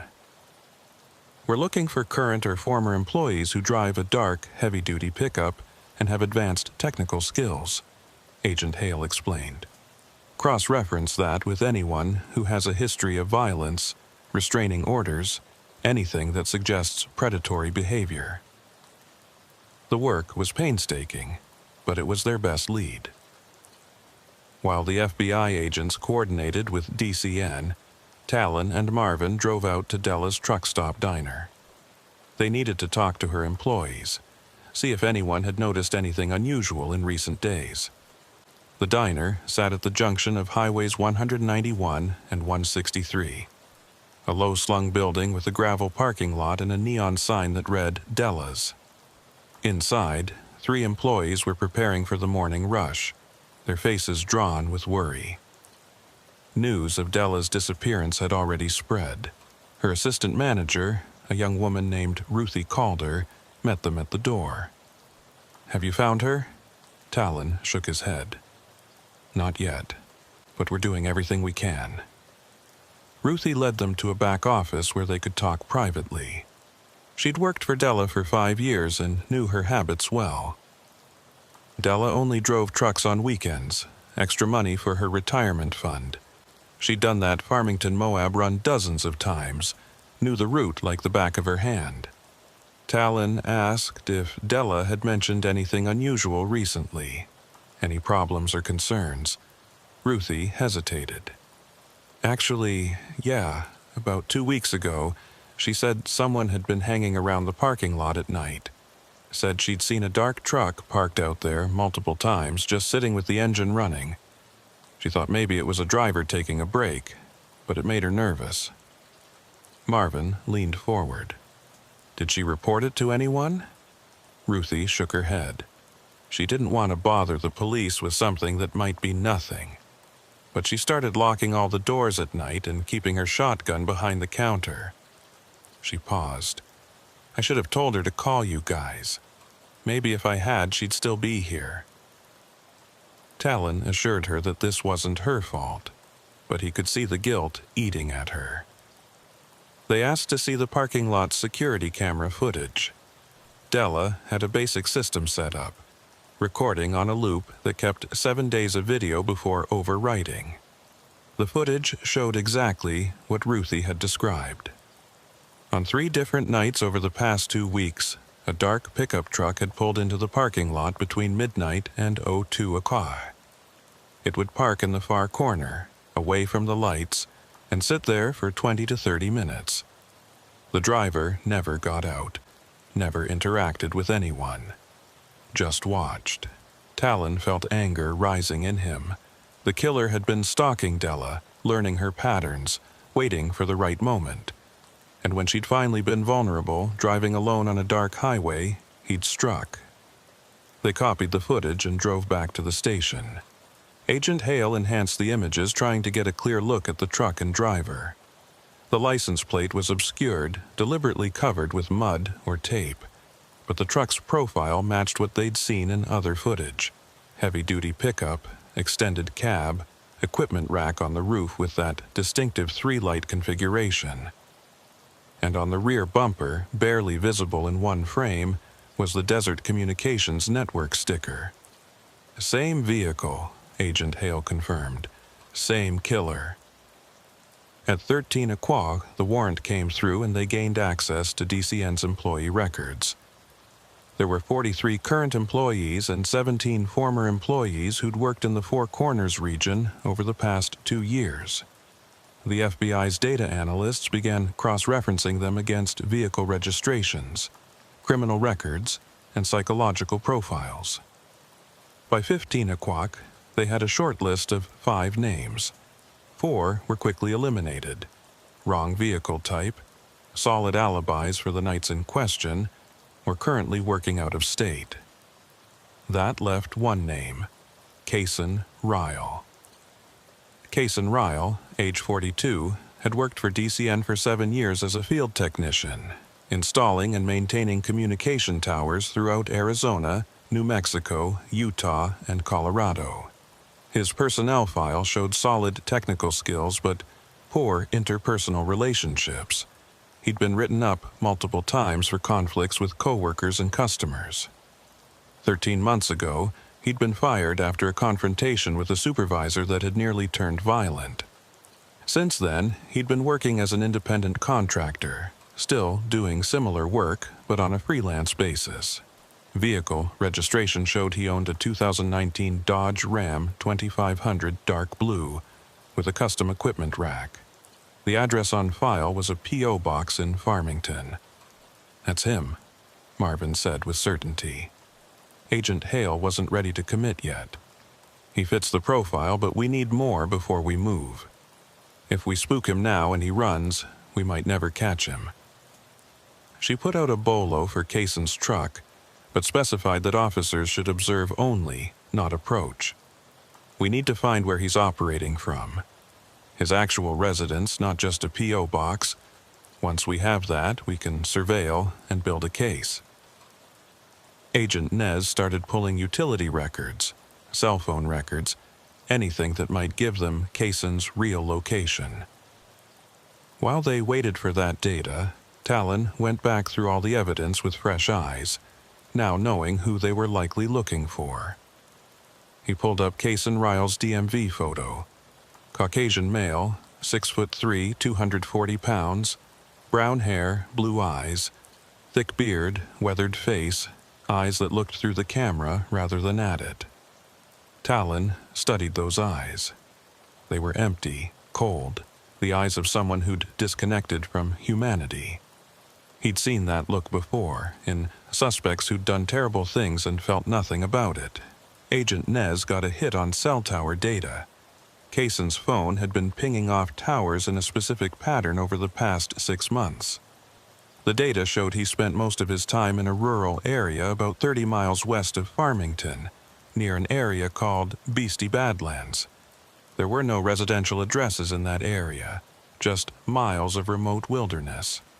Could be living off-grid, Agent Nez suggested. A lot of people out there do that. Park a trailer on public land, run generators for power, stay off the radar. Agent Hale pulled up satellite imagery of the area. The Badlands were a maze of eroded rock formations, hoodoos, and hills of banded stone. Perfect place to hide. They organized a reconnaissance mission for the following morning. A team would go into the Badlands, locate Kaysen's camp if possible, and establish surveillance. The goal was to catch him with evidence: the truck, the equipment, ideally even Della or her remains. But they had to be careful. Kaysen had proven himself technically sophisticated and paranoid. If he had cameras set up, if he spotted the surveillance team, he'd disappear. Agent Hale brought in additional resources: FBI tactical team, additional tribal police officers, a mobile command center. This was turning into a major operation. That night, Talon couldn't sleep again. He kept thinking about Della, wondering if she was still alive somewhere, trapped and terrified. The timeline suggested she'd been taken less than 12 hours ago. The pattern with Pike suggested the killer's ritual took at least 42 minutes, possibly longer. But then what? Did he keep victims alive for a while before killing them? Or did he work quickly and move on? There was no way to know without more data. And every hour that passed was another hour Della was in the hands of a monster. At 04 o'clock, Talon gave up on sleep and went to the station. Marvin was already there, doing the same thing, reviewing case files, looking for any detail they might have missed. They sat together in the quiet station, coffee growing cold in their cups, watching the clock. At 05:30, the operation briefing began. Agents, officers, and technicians gathered in the conference room. Agent Hale laid out the plan. We go in quiet, establish surveillance from a distance. If we locate Kaysen's camp, we watch and wait. If he has Della, if she's alive, we'll know. If she's not, we document evidence and then we move in with warrants and tactical support. Questions? Officer Rowan asked the obvious one. What if we get there and he's in the middle of killing her? Do we intervene? Agent Hale's expression was firm. If there's an immediate threat to life, we act. Otherwise, we follow protocol. I want this to stick in court. No mistakes, no chances for this monster to walk on technicalities. They understood. Everyone wanted to rush in and save Della, but they also wanted to make sure Kaysen Ryle spent the rest of his life in prison. At 06 Aqua, the convoy left Kayenta. 8 vehicles, 23 personnel, all headed into the Badlands. The drive took 90 minutes, the last 30 on dirt roads that barely qualified as roads. The landscape was otherworldly. Layers of stone in shades of gray and purple and rust, eroded into fantastic shapes by millions of years of wind and water. It was beautiful and alien, a place that felt disconnected from the modern world. Perfect for someone who wanted to disappear. The convoy stopped 2 miles from the area where Kaysen's phone signal had been strongest. From here, they would proceed on foot, spreading out in a search pattern, looking for any signs of human habitation.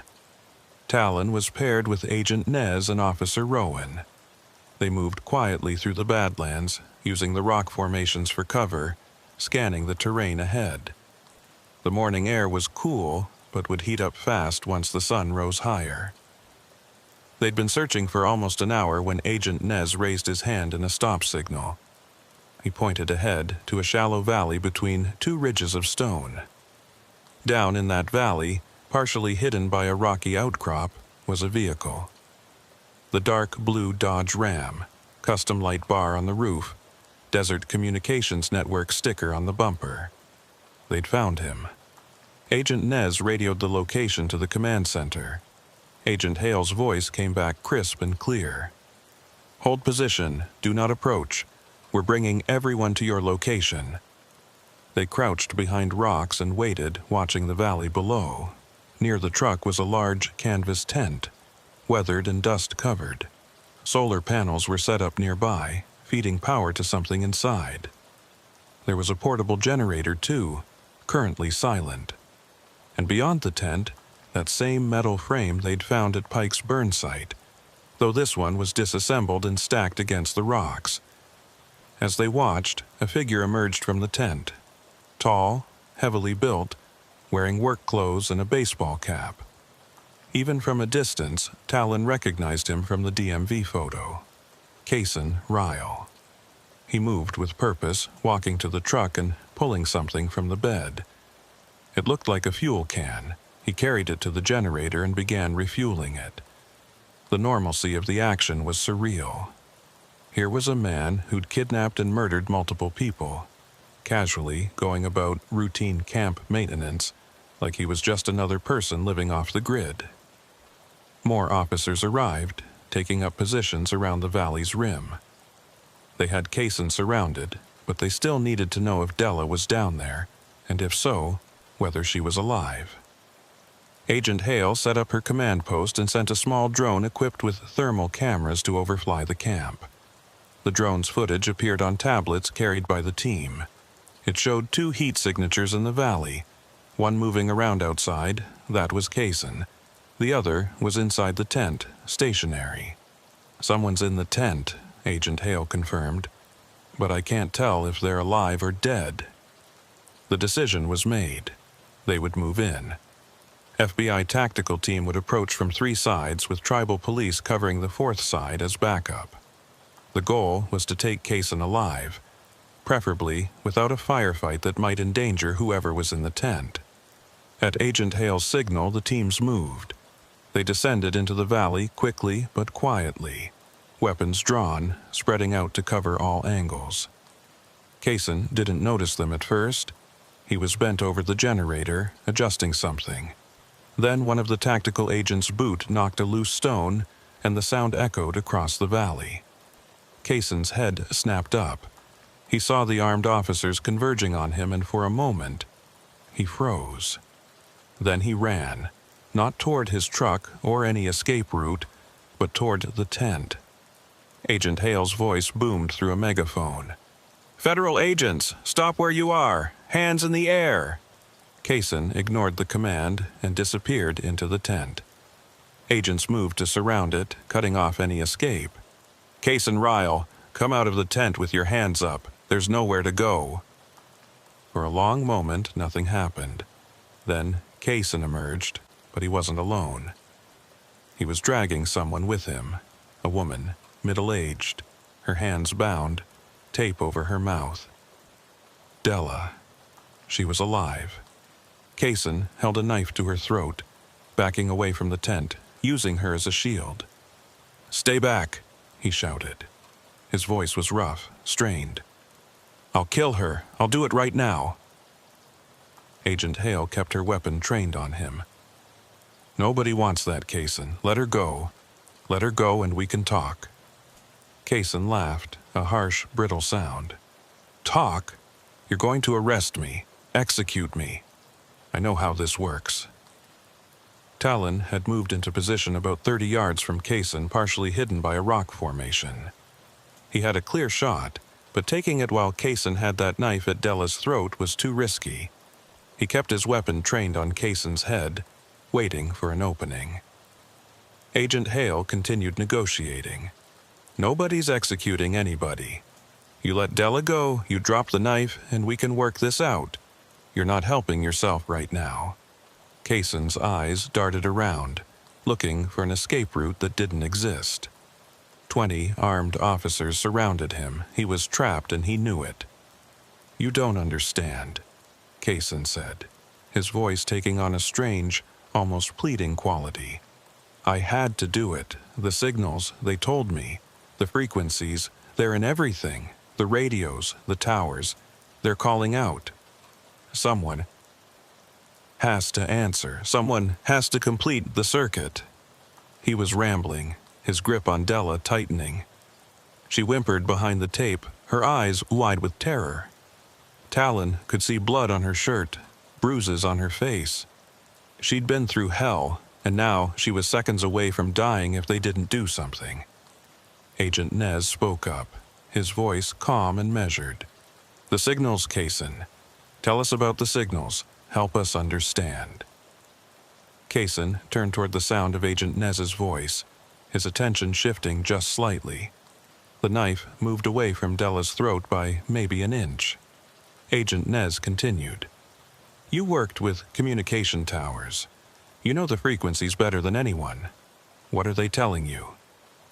Kaysen's expression changed, becoming almost eager. "They're building something. A network. Not just for phones and data, something else. Something bigger.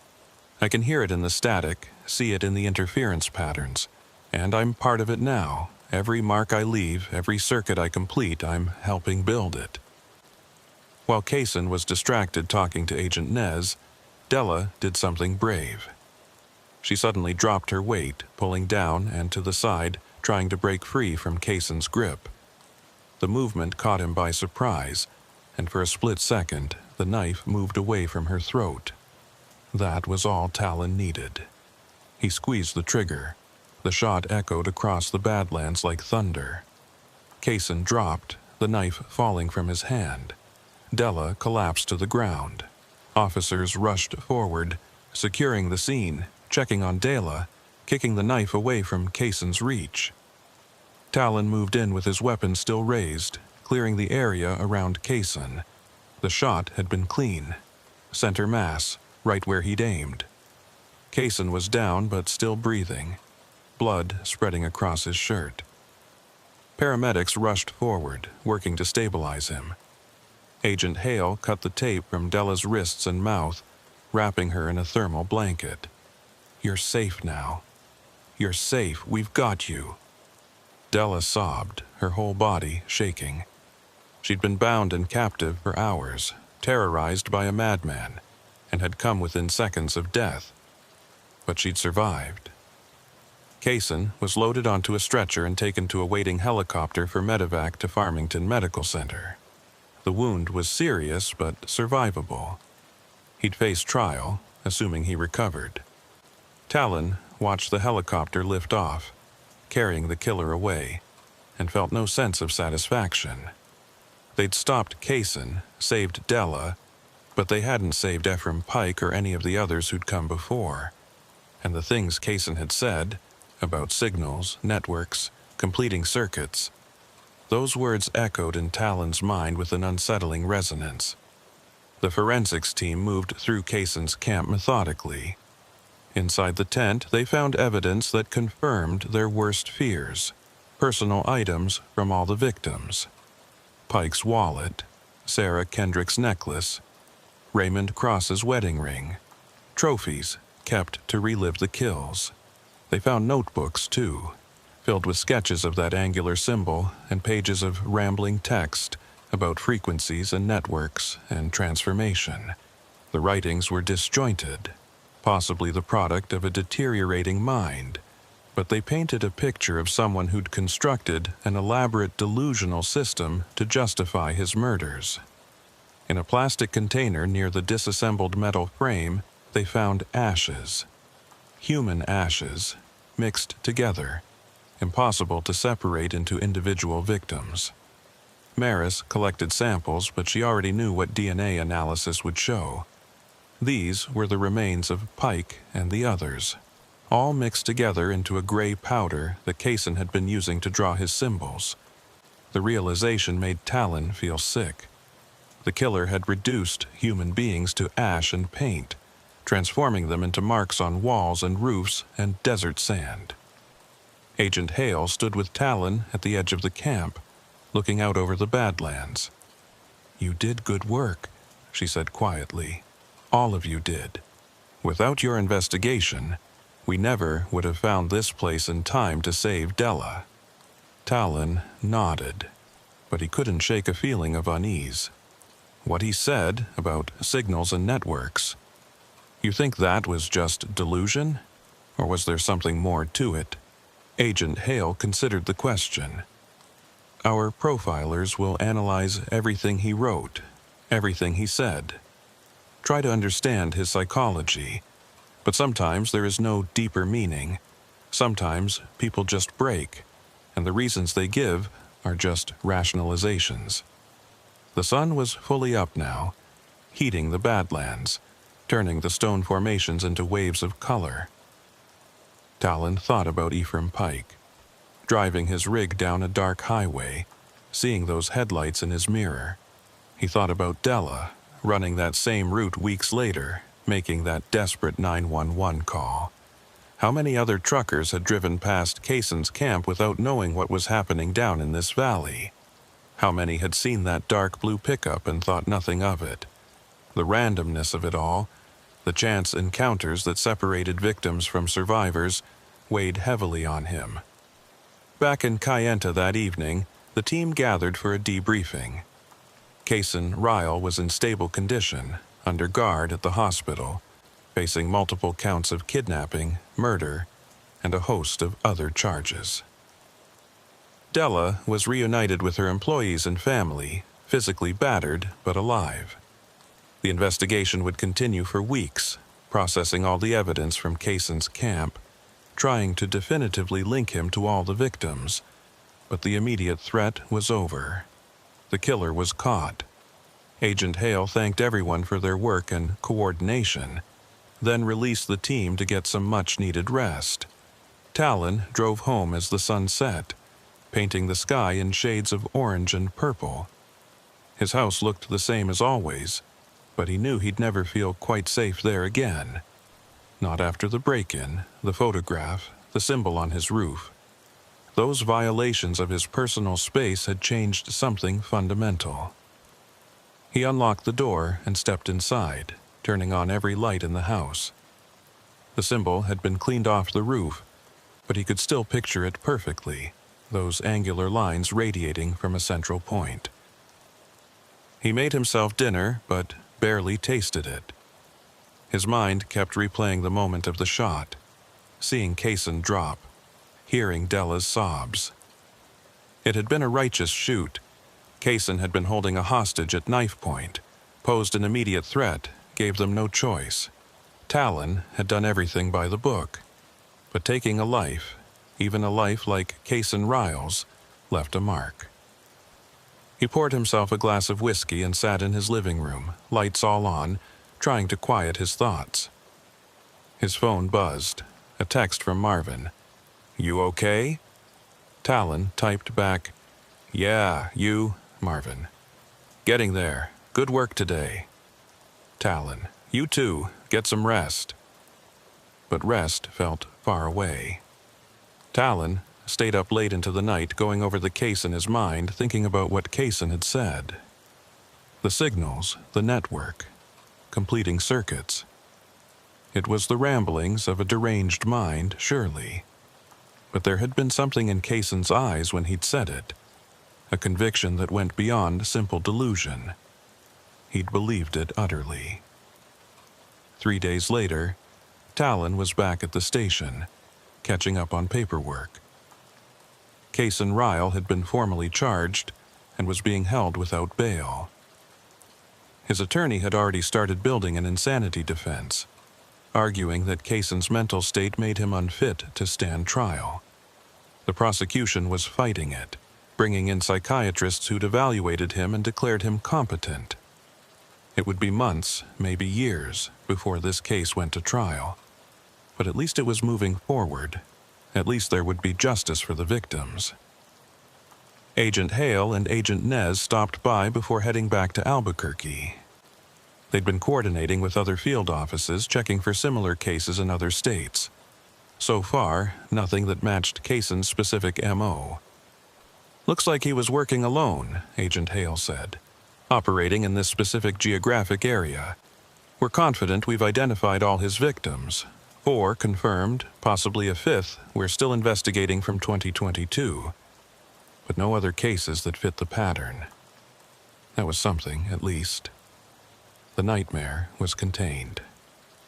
Before they left, Agent Nez pulled Talon aside. I looked into what Kaysen was saying about the signals and networks, just out of curiosity. Talon felt a chill, and Agent Nez shrugged. Nothing concrete, but I did find something interesting. Desert Communications Network, the company Kaysen worked for. They specialized in installing communication infrastructure in remote areas, towers for cell service, emergency communications, that kind of thing. And in the past 2 years, they'd installed a lot of equipment in this region. New towers, relay stations all across the Badlands and desert areas where the victims disappeared. Talon processed this. You're saying there's a connection between the communication towers and the murders? Agent Nez shook his head. I'm not saying anything, just noting the coincidence. Kaysen had intimate knowledge of where these towers were, what frequencies they operated on, where the coverage gaps were. He knew exactly where to take his victims, places where cell phones wouldn't work, where calls couldn't get through. He used his professional knowledge to facilitate his crimes. That made sense. It was logical, but something about it still bothered Talon. What about the symbol? Talon asked. Any progress on identifying what it means? Agent Nez pulled out his tablet and showed Talon some images. We ran it through every database we have. Gang signs, occult symbols, religious iconography, military insignia. Nothing matched exactly, but we found something close. There's an obscure branch of signal theory, barely studied anymore, that uses geometric patterns to represent interference patterns and wave harmonics. The symbol Kaysen used is similar to some of those patterns, modified, but similar. Talon stared at the images. So it wasn't just random. He was basing it on something real. Agent Nez nodded. Possibly. Or maybe he just saw those patterns in his technical manuals and his deteriorating mind latched onto them, gave them significance they don't actually have. After the FBI agents left, Talon sat at his desk and pulled up information on signal theory and interference patterns. He wasn't a technical person. That had been Kaysen's area of expertise, but he could grasp the basics. Radio waves, cellular signals, all these invisible frequencies filling the air, bouncing off surfaces, creating complex patterns of reinforcement and cancellation. Kaysen had worked with this technology for years, had been exposed to it constantly. Had it somehow affected his mind? Or had his existing mental illness just fixated on it as a framework for his delusions? Talon thought about the burn sites, the extreme temperatures required to cremate human remains. He thought about Kaysen's notebooks, filled with calculations and frequency diagrams. He thought about the surveillance cameras Kaysen had planted, watching his own crime scenes, watching the police investigate. There was an intelligence to it all, a methodical quality that suggested more than just madness. Kaysen had been organized, careful, technically sophisticated, right up until the end, when he'd been cornered and desperate. Weeks passed. The case moved through the legal system. Kaysen was declared competent to stand trial. Evidence was prepared, witnesses interviewed, legal motions filed. Talon returned to regular patrol duties, but the case stayed with him. Sometimes, driving the dark highways at night, he'd see a semi-truck ahead and feel a twist of anxiety. Sometimes he'd notice a dark pickup in his rearview mirror, and his hand would drift to his weapon before he reminded himself it was over. The killer was caught. The highways were safe again. One evening, 2 months after Kaysen's arrest, Talon drove out to the mesa where they'd found the first burn site. He wasn't sure why, maybe just to see it again, to confirm it was real and not some nightmare. The site had been processed thoroughly by forensics, then left to the elements. Wind and sand had already started covering the scarred ground. In a few years, there'd be no trace of what had happened here. The desert would reclaim it, hide it, forget it. Talon stood where the metal frame had been, where Ephraim Pike had spent his final moments. The sun was setting, painting the sky in brilliant reds and golds. It was beautiful out here, peaceful in a way that seemed to mock the horror that had occurred. He thought about Pike's CB radio message, still looping, trapped in some electronic purgatory. He thought about Kaysen's words, completing the circuit. He thought about all those communication towers scattered across the desert, silent sentinels broadcasting signals that most people never thought about. His phone buzzed. A text from Maris. DNA results came back on the ashes from Kaysen's camp. Confirmed match for all 4 victims. Also found traces of 3 additional individuals we haven't identified yet. Looks like there were more victims than we thought. Talon stared at the message. More victims. People who'd disappeared years ago, before anyone had connected the cases, before anyone had even realized there was a pattern. How many people had Kaysen killed? How long had this been going on?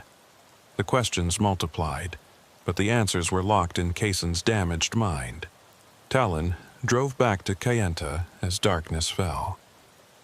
The highway stretched out before him, illuminated by his headlights, disappearing into shadow.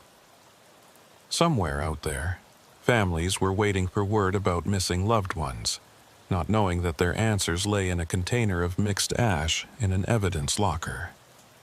Somewhere out there, other predators were hunting, following their own twisted patterns, and it was up to people like Talon to stop them. The work never ended. The highway was never truly safe.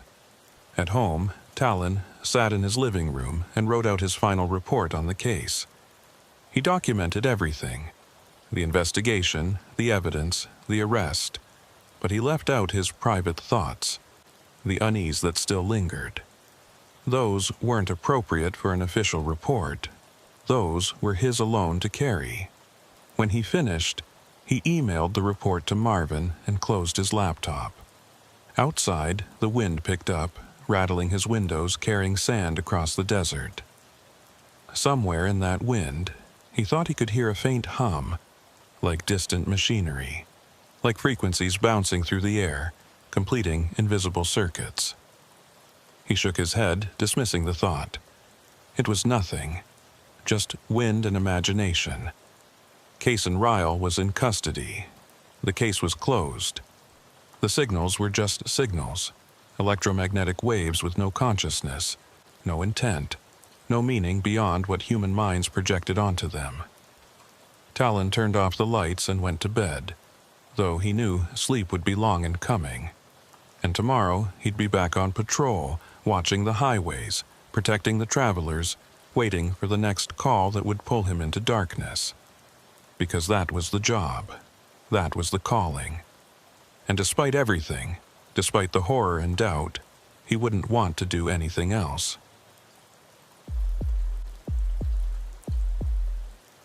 Officer Kestrel Atsidi turned her patrol unit onto the dirt road just as the first hint of dawn touched the eastern horizon. The call had come in at 0447, suspicious vehicle near a school bus route. Caller reporting a dark panel van parked on County Road 262 for several hours. Not unusual by itself, but the location made it worth checking out. The road ran close to Combe Ridge, an area where kids waited for the morning school bus, and any vehicle lingering near a school route got immediate attention. Kestrel had been running night patrol out of the Montezuma Creek station for 3 years, and she'd learned to trust her instincts. Something about this call felt off. The dirt road was rough, washboard surface that rattled her unit's suspension. Dust rose behind her in the pre-dawn darkness, visible in her rearview mirror as a pale cloud. She'd radioed dispatch before leaving the highway, letting them know her location and ETA. Dispatcher Maylene Sosi had acknowledged, her voice calm and professional as always. 10-4, Unit 7. Nearest backup is 15 minutes out if you need it. Kestrel hoped she wouldn't, but she kept her radio close. The road wound through scrubland dotted with juniper trees, climbing gradually toward the ridge. In daylight, the view would be spectacular. red rock cliffs rising hundreds of feet, layer upon layer of ancient stone. But now, in the darkness before dawn, it just looked ominous. At mile marker 3, Kestrel's headlights caught it. A white panel van pulled off onto the shoulder, facing away from the main road. No lights, no signs of life. She slowed her approach, running the plate through her computer. The van came back registered to a rental company out of Farmington. Rented 4 days ago to a name she didn't recognize. Vance Reddick, Arizona driver's license. She ran his name through the system. Clean record, no warrants, 38 years old. But that didn't mean much. Plenty of criminals had clean records right up until they didn't. Kestrel pulled her unit up behind the van, positioning it at an angle that would give her cover if needed, and hit her spotlight. The van's interior lit up through the rear windows. Empty, as far as she could see. No movement, no reaction to the light. Kestrel keyed her radio. "Dispatch, Unit 7, I'm 1097 at County Road 262, Mile 3, white panel van, Arizona rental plates."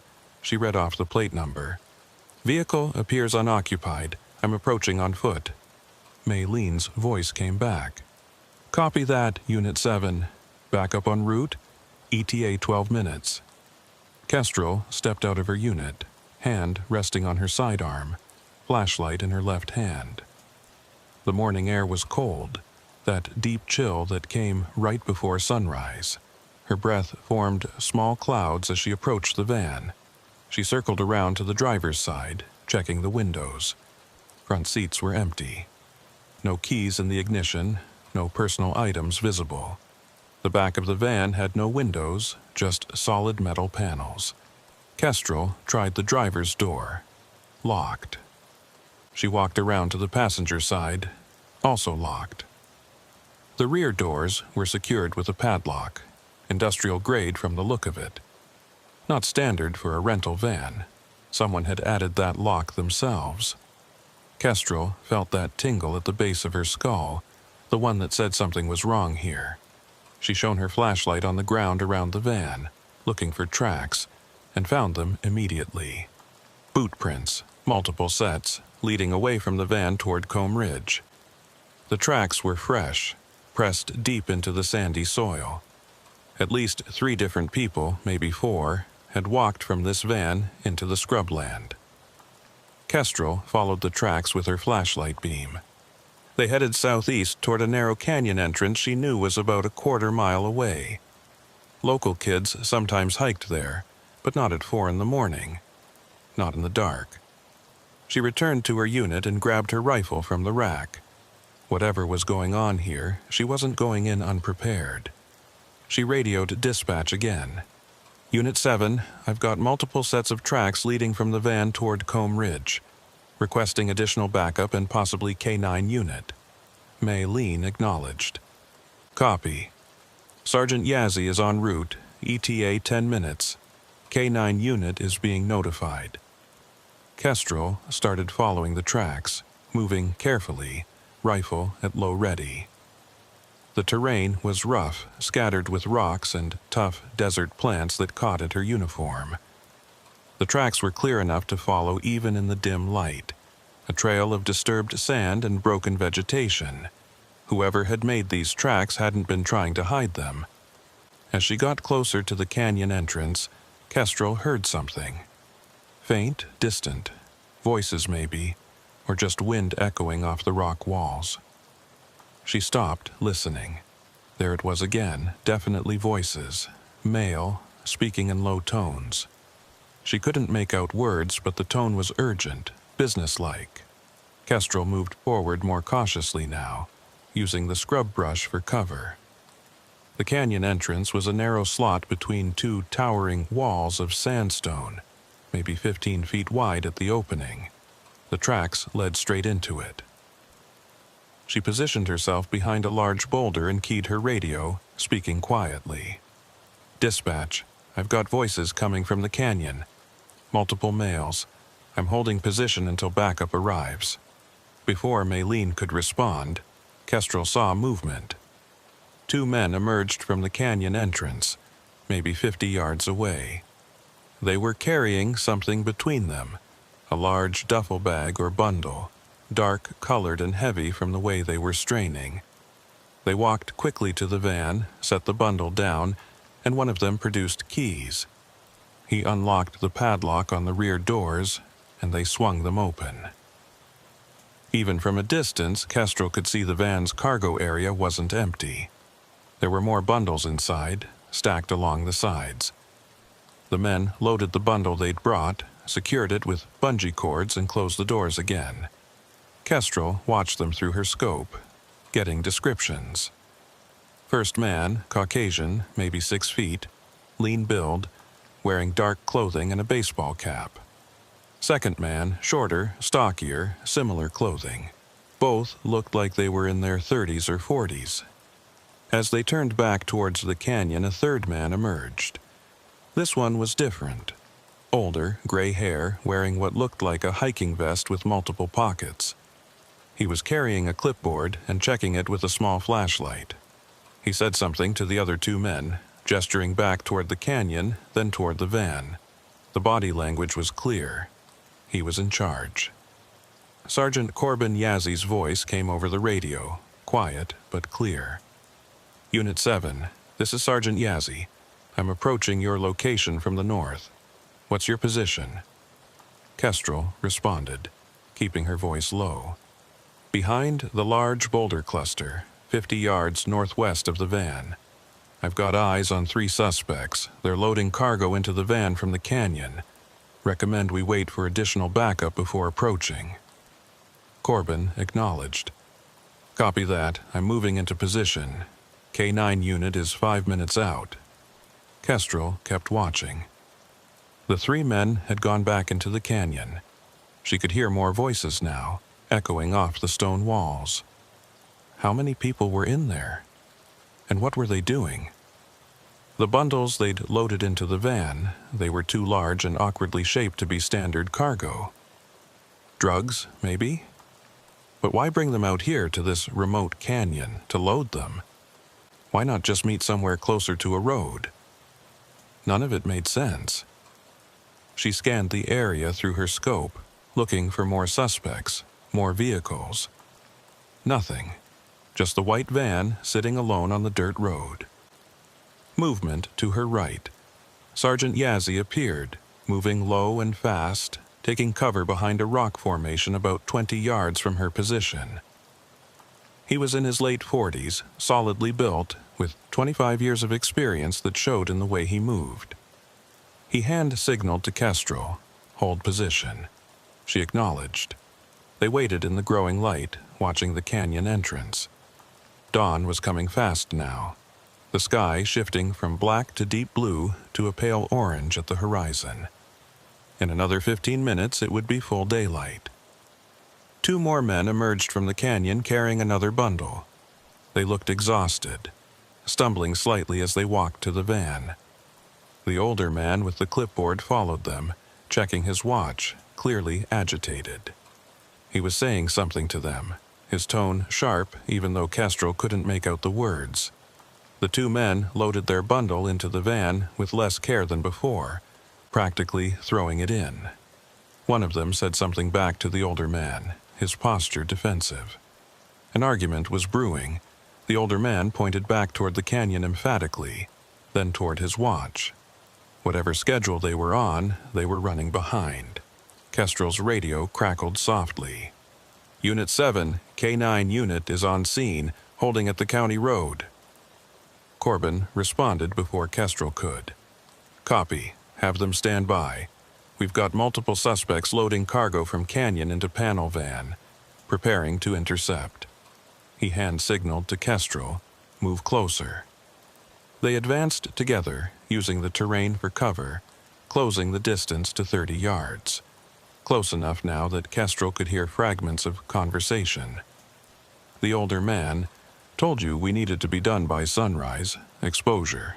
Can't afford. One of the younger men, heavier than you said. Need more time. A 4th man emerged from the canyon, and Kestrel's stomach dropped.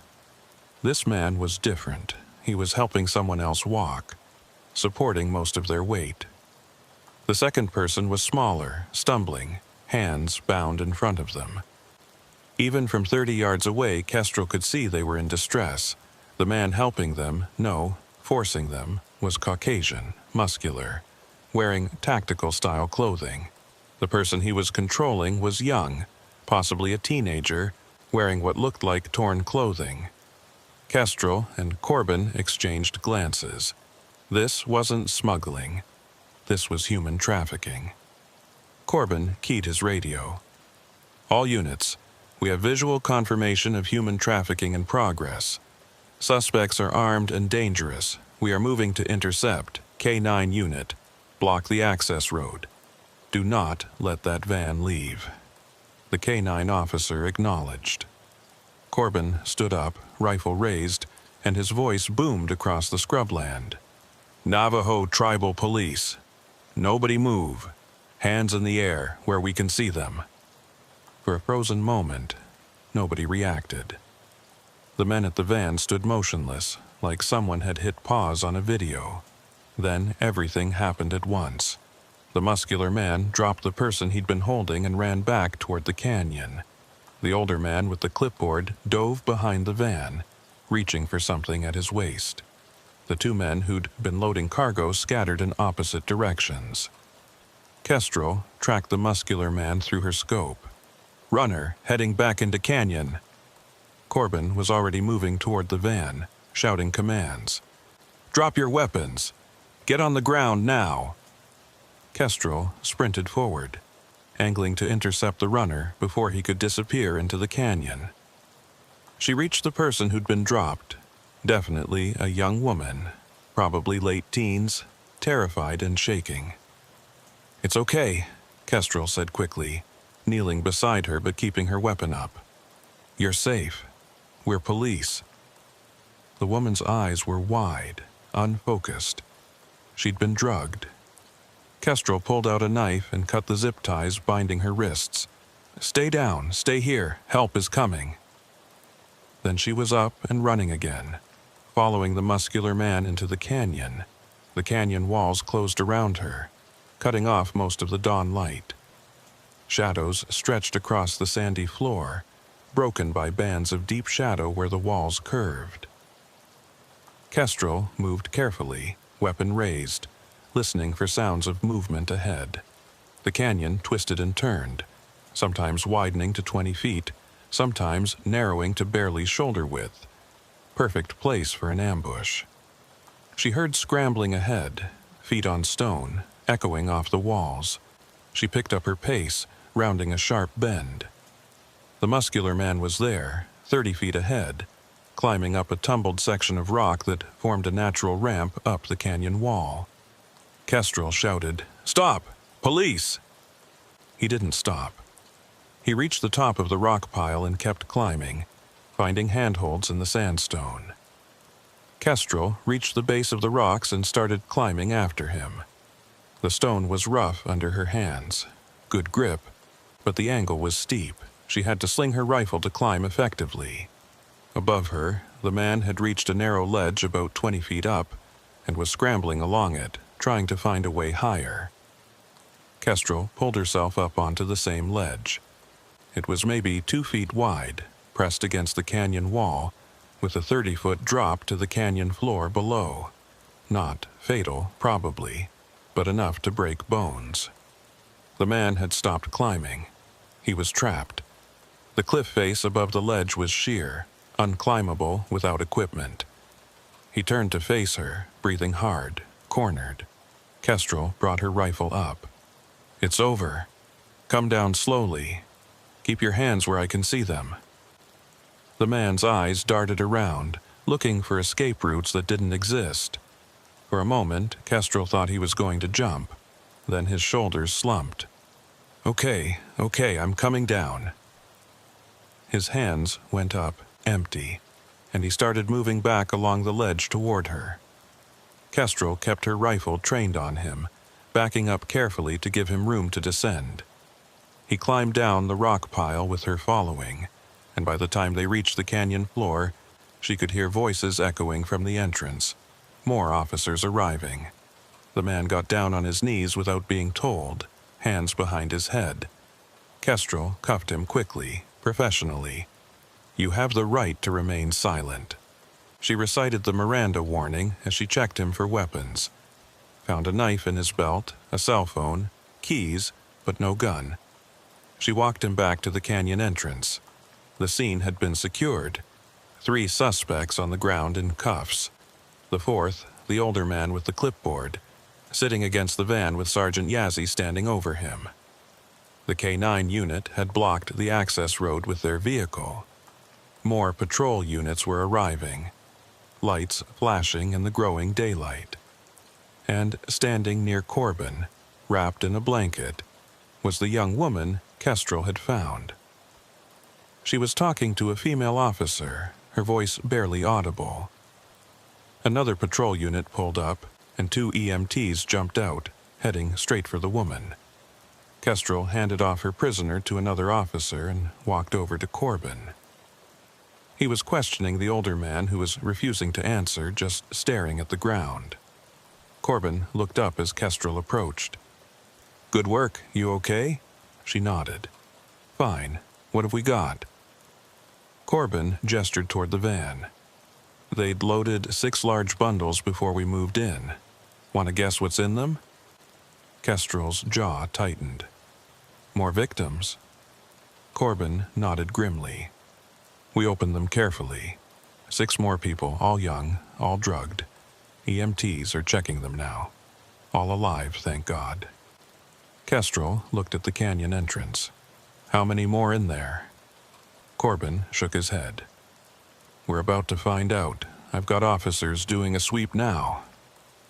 As if on cue, 2 officers emerged from the canyon, supporting another person between them, a young man, early 20s, barely conscious. Behind them came more officers and more victims.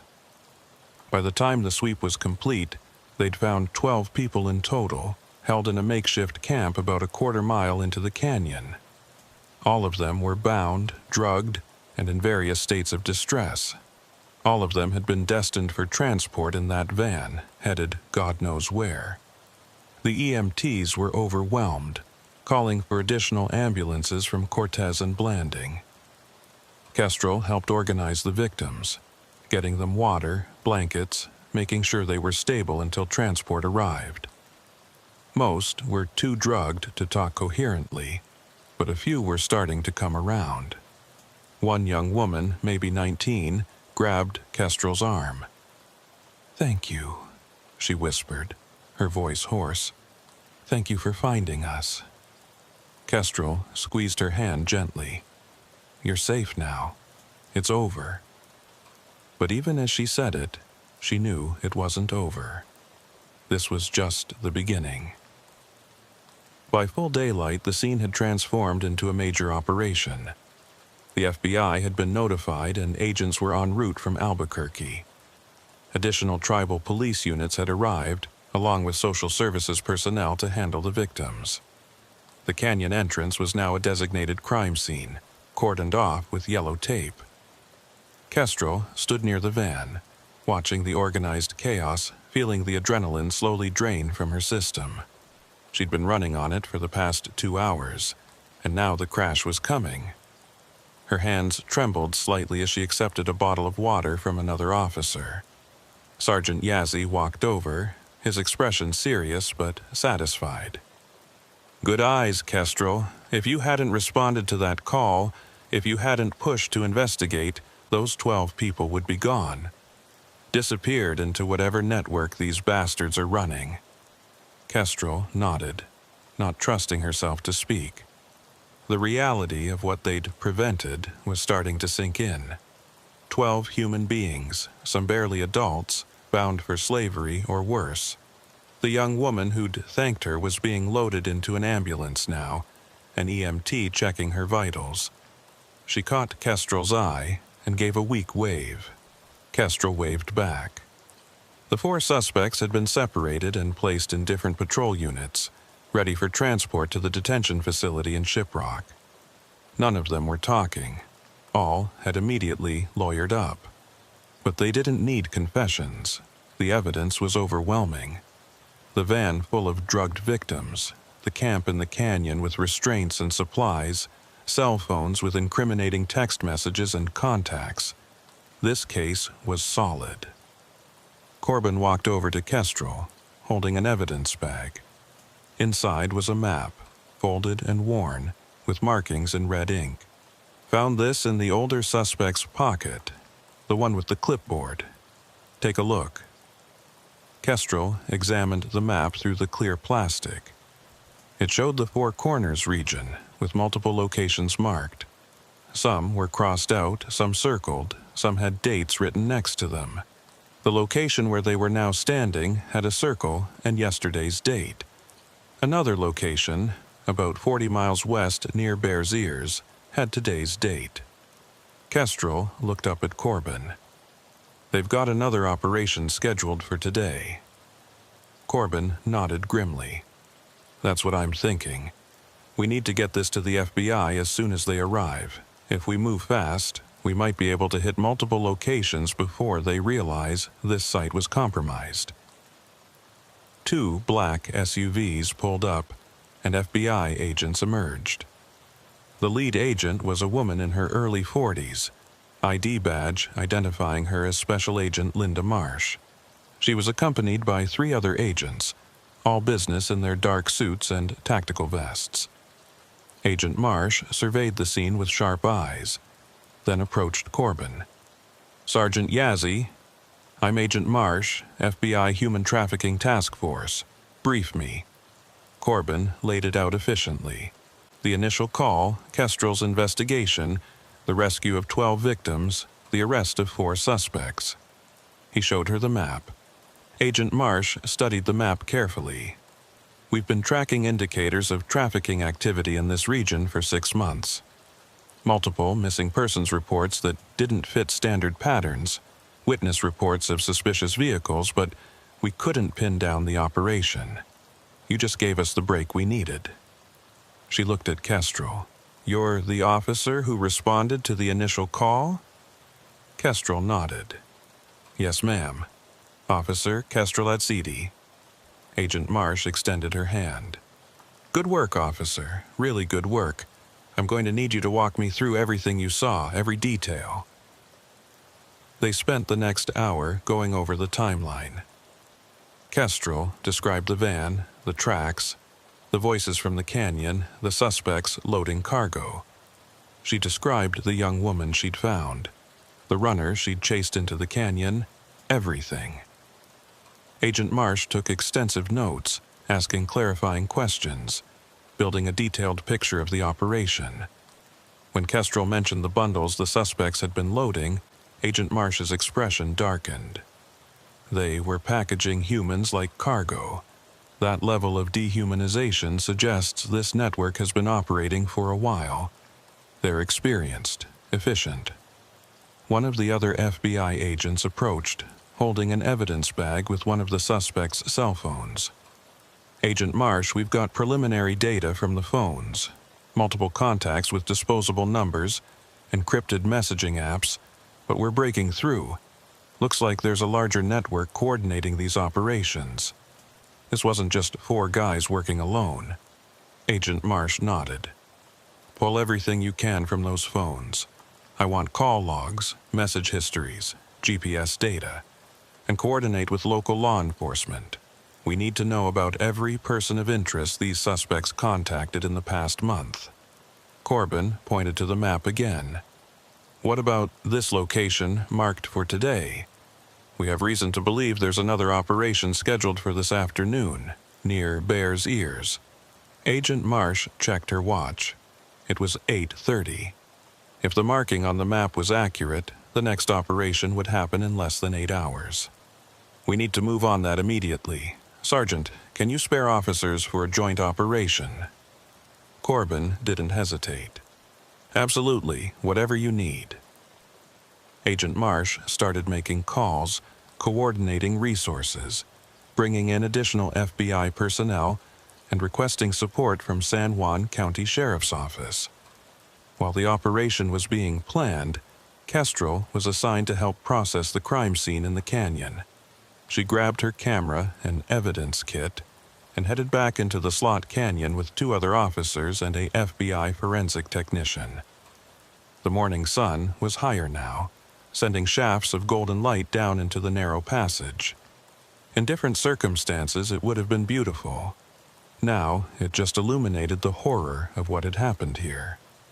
They followed the tracks deeper into the canyon, documenting everything. About a quarter-mile in, the canyon widened into a natural amphitheater, maybe 50 feet across, with walls rising on 3 sides. This was where the suspects had set up their temporary camp. Tarps were strung between rock outcroppings for shade. Sleeping bags and supplies were scattered around.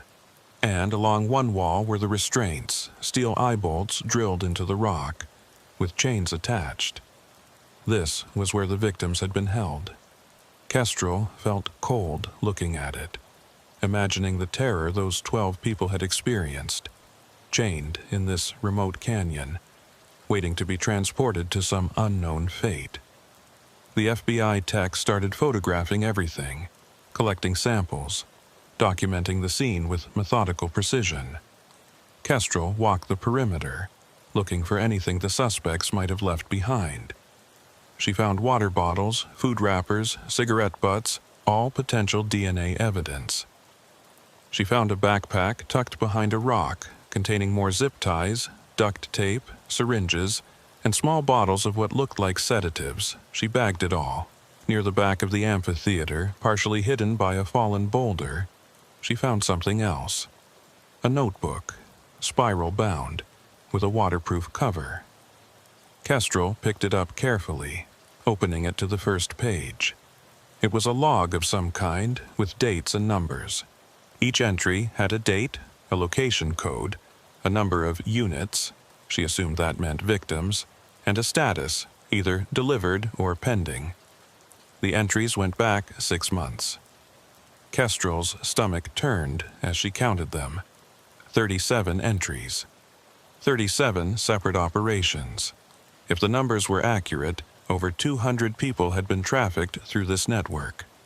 She called the FBI tech over. "You need to see this."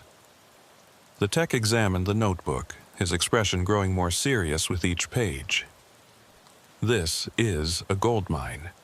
We can cross-reference these dates and locations with missing persons reports, build a comprehensive picture of the network's operations." He bagged the notebook carefully. Agent Marsh needs to see this immediately. They finished processing the canyon scene and headed back to the entrance. The operation had grown larger. More FBI vehicles had arrived, along with a mobile command center. The map and notebook were laid out on a table inside the command center with Agent Marsh and her team analyzing them. Agent Marsh looked up as Kestrel entered. "This notebook changes everything. We're not looking at a small-time operation. This is organized, sophisticated, with multiple cells operating across state lines. The FBI's trafficking division is bringing in additional resources. We're going to dismantle this entire network." She pointed to the map. "This location near Bear's Ears. We have a team assembling now. We move in at 1400, right before the operation is scheduled to begin. We want to catch them in the act, just like you did here." She looked at Kestrel. "I want you on that team. You've proven you can handle yourself, and you know the terrain." Kestrel felt a rush of purpose. "Yes, ma'am, I'm ready." Corbin nodded his approval. The next few hours were spent planning the operation. Satellite imagery showed the Bear's Ears location was another remote canyon system, accessible by a rough 4-wheel drive trail.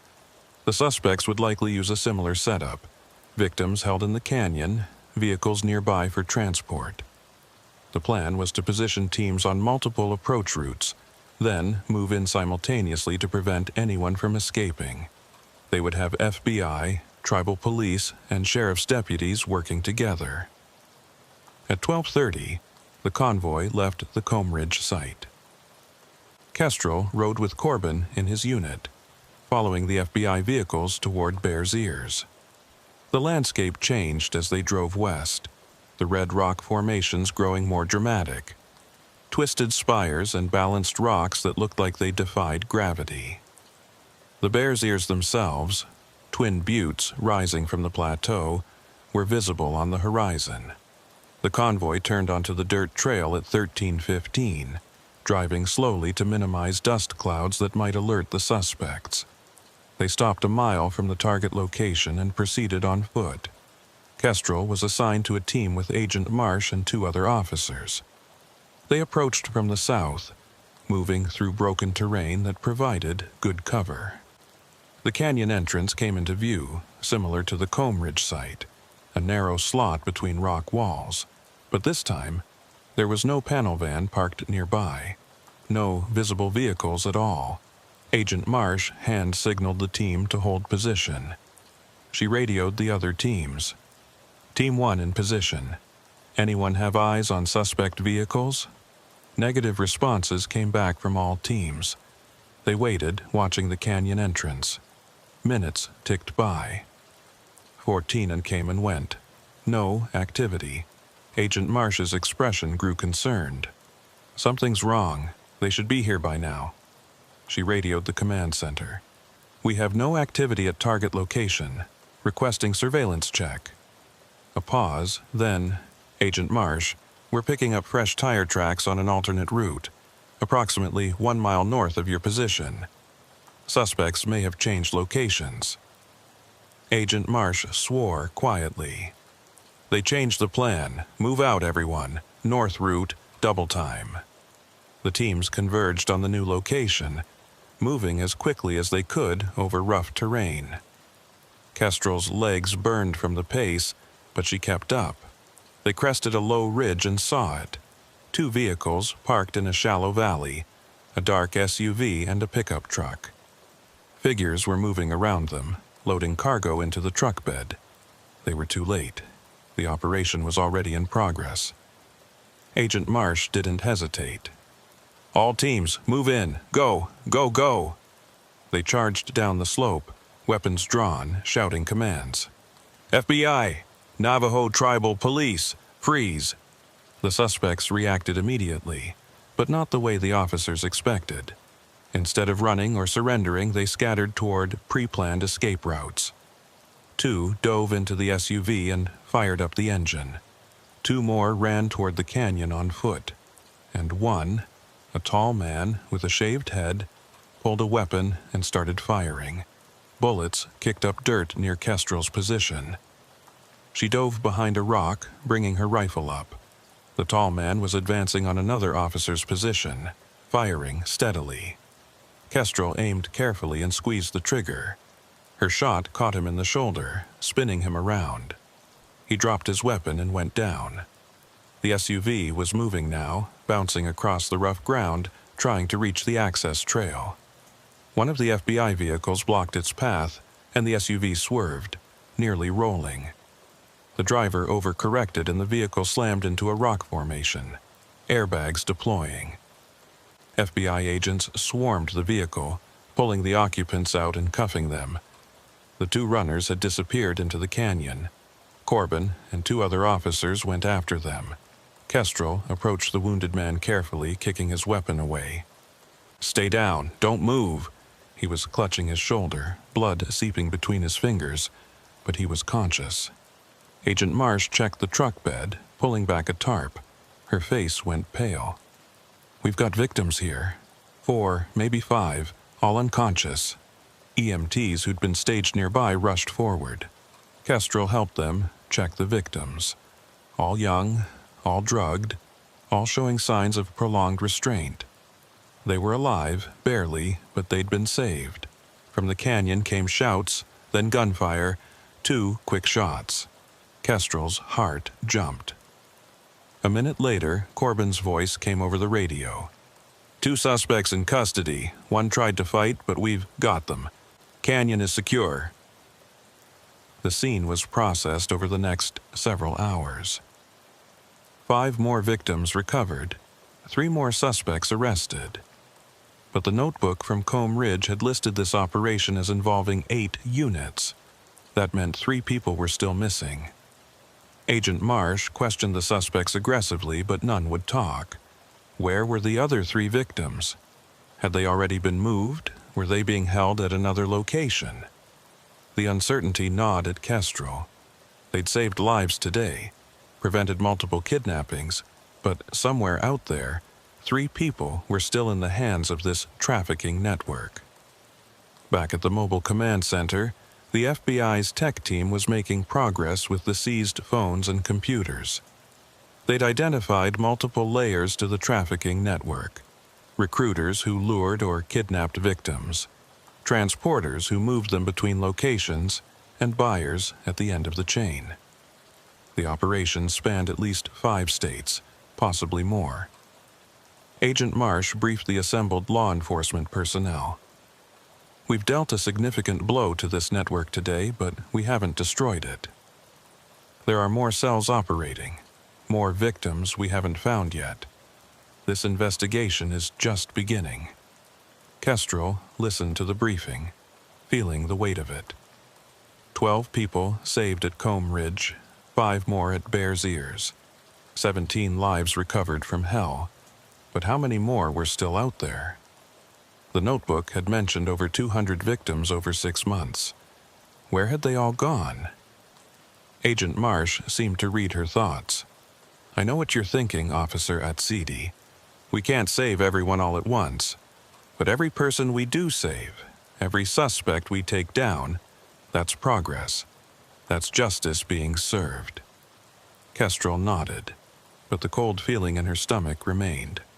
As evening approached, Kestrel was released to go off duty. She'd been working for nearly 16 hours straight, and Corbin ordered her to go home and get rest. "You did outstanding work today," he said. "But you're no good to anyone if you're exhausted. Go home. Sleep. We'll debrief tomorrow." Kestrel drove back to her small apartment in Montezuma Creek, her mind replaying the day's events. The young woman at Combe Ridge, the grateful look in her eyes, the runner she'd chased into the canyon, the firefight at Bears Ears, the victims lying unconscious in the truck bed. It all blurred together. At home, she tried to eat but had no appetite. She tried to watch TV but couldn't focus. Finally, she just sat on her couch in the dark, staring at nothing. Her phone buzzed. A text from Corbin. "FBI is requesting you for continued work on this case. They were impressed. Interested?" Kestrel typed back, "Yes," because what else could she say? There were still victims out there, still predators hunting. The work wasn't done, not even close. She thought about the map from the suspect's pocket. All those marked locations. How many other remote canyons held secrets? How many other operations were scheduled that they didn't know about yet? She pulled up a map on her phone, looking at the terrain around Combe Ridge and Bears Ears. The area was vast, thousands of square miles of remote desert and canyon country. Perfect for hiding illegal operations. Perfect for making people disappear. And somewhere in that landscape, the trafficking network was regrouping, adjusting to the loss of 2 cells, planning their next move. Kestrel zoomed in on the map, studying the topography, looking for patterns. If she was running a trafficking operation, where would she set up next? What locations offered the right combination of remoteness and accessibility? Her eyes caught on something. A series of dirt roads and trails near Cedar Mesa, forming a rough network that connected to multiple highway access points. Remote enough to avoid casual observation, but with good escape routes if needed. She checked the suspect's map that had been photographed and sent to all the task force members. Cedar Mesa wasn't marked on it, but that didn't mean it wasn't being used. It just meant the suspects hadn't written it down. Kestrel made a note to mention it in tomorrow's debriefing.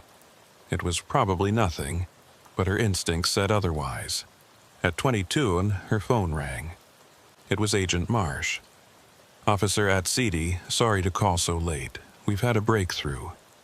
One of the suspects from Bear's Ears started talking. He's low level, just a transporter, but he's given us information about the network's structure. There's a coordinator, someone who plans all the operations and manages logistics. Goes by the name Conductor. The suspect doesn't know his real identity, but he's met him twice. Described him as Caucasian, 50s, with a distinctive scar on his left hand. Kestrel's pulse quickened. That's good, right? We can start looking for him. Agent Marsh continued. Yes, but there's more. The suspect says the conductor is planning something big. A major transport operation, moving multiple shipments at once. He doesn't know when or where, just that it's coming soon, and it's supposed to be the network's biggest operation yet. Kestrel felt cold. How many victims? Agent Marsh's voice was grim.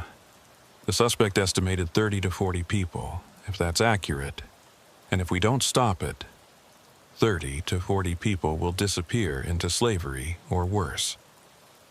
Kestrel stood up, pacing her small apartment. What do you need me to do?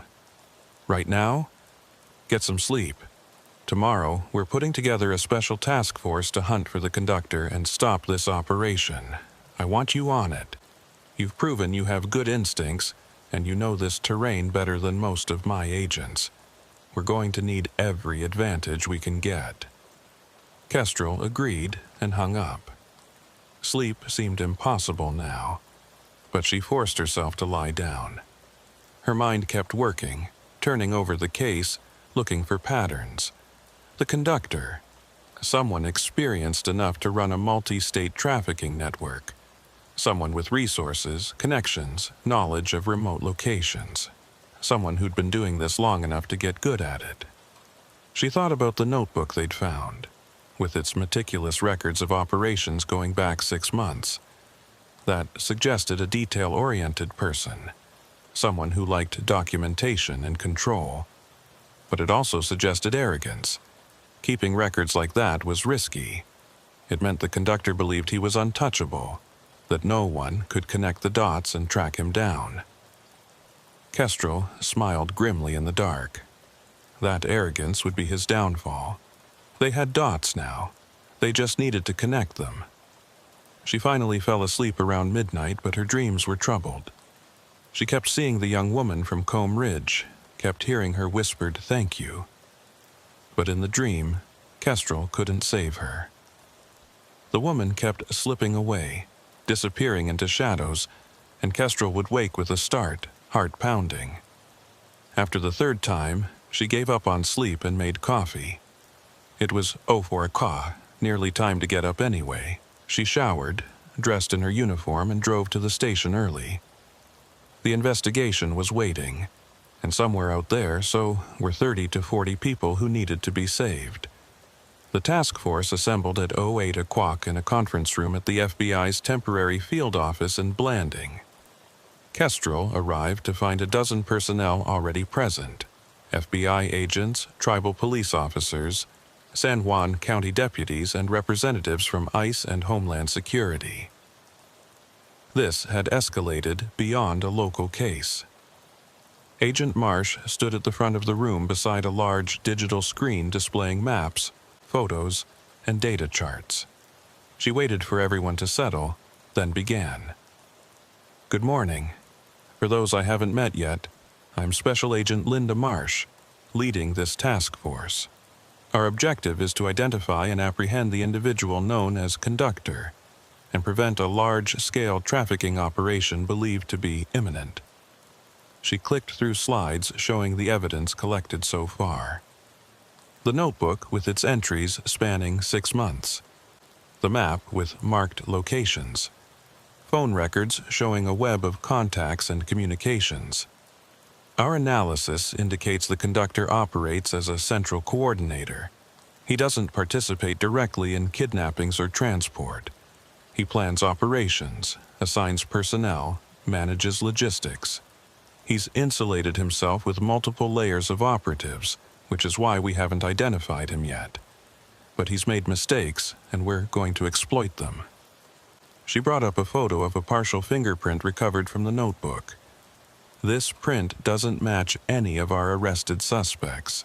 It's our best lead on the conductor himself. The FBI's technical analyst, a young man named Agent Torres, took over. We've been analyzing communication patterns from the seized phones. The conductor uses encrypted messaging apps and changes numbers frequently, but we've identified his patterns. He always makes contact at specific times, 02 and 12, 09 and quart, and 19 at, using a numbered code system to reference locations and operations. By cross-referencing the codes with the notebook entries, we've partially cracked his system. He brought up a chart showing decoded messages. 3 days ago, the conductor sent messages referencing Harvest 40 and Route Zulu. Based on the pattern, Harvest 40 likely means a 40-victim operation, and Route Zulu is a transportation route. Kestrel raised her hand. Have we identified what Route Zulu is? Agent Torres shook his head. Not yet. We know it's somewhere in the Four Corners region, but the conductor's code doesn't include precise coordinates. He expects his operatives to know the locations based on prior planning meetings. Agent Marsh stepped back in, which is where local knowledge becomes critical. Officer at CD, you mentioned Cedar Mesa as a potential location. Walk us through your thinking. Kestrel stood and approached the map. Cedar Mesa offers what traffickers need: remoteness, multiple access routes, proximity to Highway 95 and 261. If I wanted to stage a large operation with multiple vehicles and victims, I'd use this area. She traced roads on the map with her finger. There are old mining roads and ranch trails throughout the mesa, mostly unmaintained, barely used anymore. Someone could set up a temporary staging area here, bring in victims from multiple directions, consolidate them, then move them out on Highway 95 either east toward Colorado or west toward Interstate 15. From there, they could go anywhere. Agent Marsh studied the map. It fits. Torres, check if any of the conductor's coded messages reference geographical features that match Cedar Mesa. Agent Torres worked his laptop for several minutes. Got something. Message from 2 days ago. Confirm alpha site, stone markers visible, water access. Cedar Mesa has ancient stone markers, archaeological sites with rock cairns and structures. Corbin spoke up. If they're using those sites for navigation, they're banking on them being in remote enough areas that nobody will spot the activity. But those sites are also monitored by land management agencies.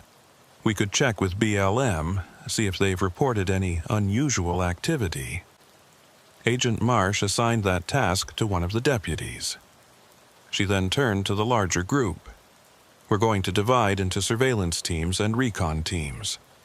Surveillance teams will monitor known associates of our arrested suspects, looking for any contacts with the conductor. Recon teams will scout potential operations sites, starting with Cedar Mesa. Officer at CD, you'll lead one of the recon teams. Kestrel felt a surge of both pride and pressure. This was a huge responsibility. Agent Marsh continued. Recon teams go in quietly, gather intelligence. Do not engage unless absolutely necessary. If you find evidence of the operation, you report and we coordinate a response. Clear? Everyone acknowledged. The briefing continued for another hour, assigning resources, establishing communication protocols, setting up command structure. By 10 o'clock, the teams were ready to deploy. Kestrel was paired with Agent Torres and 2 tribal police officers she knew, Officer Darren Nez and Officer Rowan Chi from a different district who'd been brought in for the operation. They loaded into 2 unmarked vehicles and headed toward Cedar Mesa. The drive took 90 minutes, winding through increasingly remote terrain. Red rock formations dominated the landscape, ancient stone shaped by millions of years of erosion. They passed through the tiny community of Bluff, then turned onto Highway 95 heading west. The road climbed gradually onto the mesa, offering stunning views of the surrounding canyons. Agent Torres kept checking his tablet, monitoring signals and communications. We're in a coverage dead zone now. Cell service is spotty. Radio will be our primary communication. They turned onto a dirt road marked by a weathered BLM sign. The road deteriorated quickly, becoming little more than 2 ruts through sagebrush. Kestrel drove carefully, mindful of the rough terrain. After 3 miles, they reached a junction where multiple trails intersected. Agent Torres consulted his GPS and the suspect's map.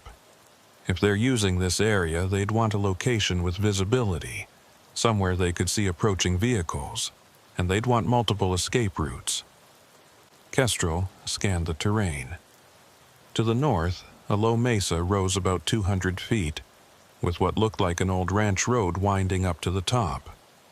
There, high ground, good sight lines, and I count at least 3 trails leading away from it. They parked and proceeded on foot, climbing the mesa carefully. The ranch road was overgrown, but still passable by 4-wheel drive vehicles. Halfway up, Rowan found fresh tire tracks pressed into a patch of sandy soil. Multiple vehicles had come through recently, within the last few days. The tracks led upward, toward the mesa top. Kestrel signaled for everyone to slow down, to approach with caution. They spread out, using the terrain for cover, moving quietly. At the top of the mesa, the ranch road opened into a flat area about the size of a football field, ringed by juniper trees and rock outcroppings. And it wasn't empty.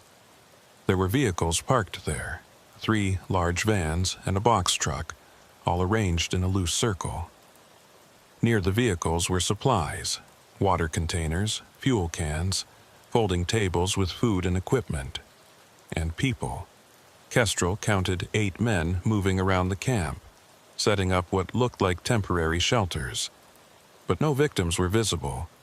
This was a staging area being prepared, not yet operational. Kestrel, Torres, and the others pulled back below the mesa rim and held a quick conference. "This is it," Torres whispered. "This has to be the conductor's operation site, but where are the victims?" Darren pointed back down the trail. "If they're bringing in 40 people, they wouldn't keep them all in one place until the last minute.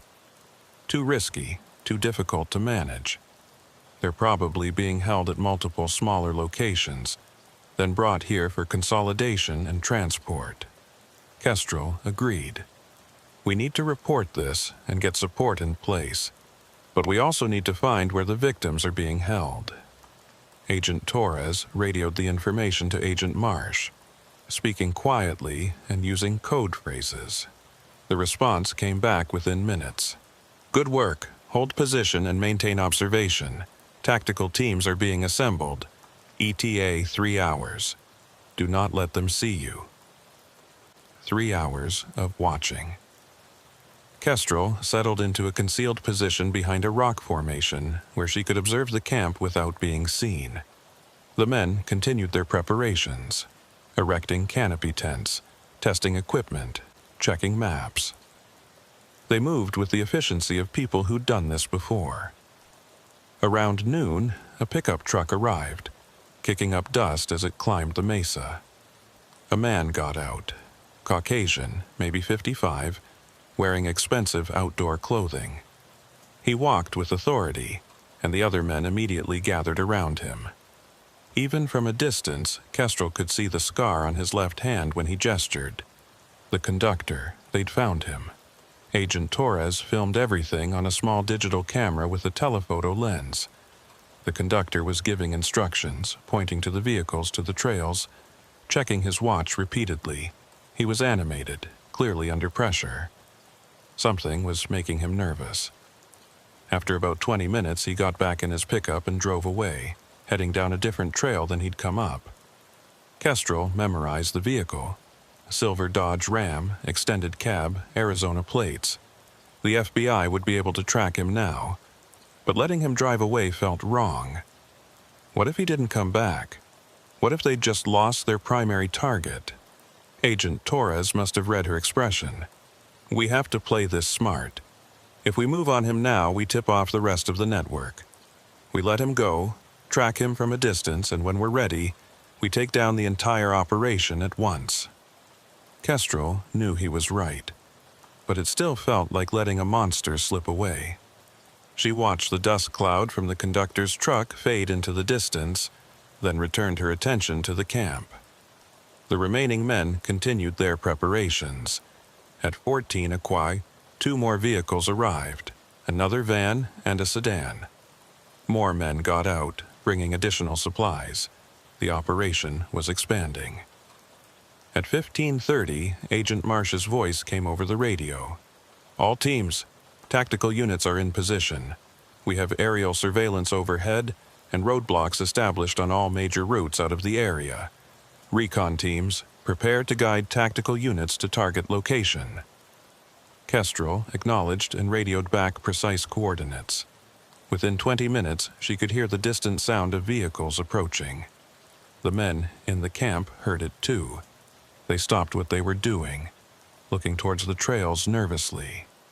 One of them pulled out a radio and started speaking urgently into it. Then, tactical vehicles appeared on multiple trails simultaneously, closing in from 3 directions. FBI SWAT teams in full gear emerged, weapons raised, loudspeakers booming. FBI, you are surrounded. Get on the ground now, hands where we can see them. The men in the camp froze, then some raised their hands while others tried to run. But there was nowhere to go. Within minutes, all 8 men were on the ground in handcuffs. Kestrel and her team moved in, weapons drawn, securing the area. Agent Marsh arrived in one of the tactical vehicles, surveying the captured camp with satisfaction. Outstanding work. Now let's find out where they're keeping the victims.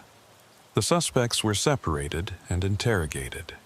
Most refused to talk, but one, a younger man who looked terrified, broke quickly when Agent Marsh explained he was facing federal trafficking charges with a mandatory 20-year minimum sentence. "I'll tell you whatever you want," he said, his voice shaking. "I don't want to go to prison for 20 years. I just needed the money." Agent Marsh showed no sympathy. "Where are the victims being held?" The young man described 3 locations: a barn about 10 miles south, an abandoned ranch house 15 miles west, and a slot canyon 8 miles east. Each location held between 10 and 15 people. Agent Marsh immediately dispatched teams to all 3 locations. Kestrel went with the team heading to the slot canyon. They drove fast, lights flashing but no sirens, not wanting to alert the guards. The canyon was accessed via a narrow 4-wheel drive trail that wound through broken terrain. As they approached, Kestrel could see why it had been chosen. The canyon entrance was nearly invisible until you were right on top of it, hidden by rock formations and vegetation. 2 men stood guard at the entrance, smoking cigarettes and looking bored. They didn't notice the approaching vehicles until it was too late. "FBI, hands up, don't move." The guards tried to run but were tackled and cuffed within seconds. Inside the canyon, federal agents found 14 people, men and women ranging from late teens to early 30s, restrained and huddled together in a natural alcove. They were dirty, dehydrated, and terrified, but alive. Medical teams moved in immediately, providing water and basic care. Kestrel helped cut the restraints off a young woman who couldn't stop crying. "You're safe now," Kestrel said softly. "It's over. You're safe." The woman clutched Kestrel's hand, unable to speak. Just holding on like Kestrel was the only solid thing in a world that had gone mad.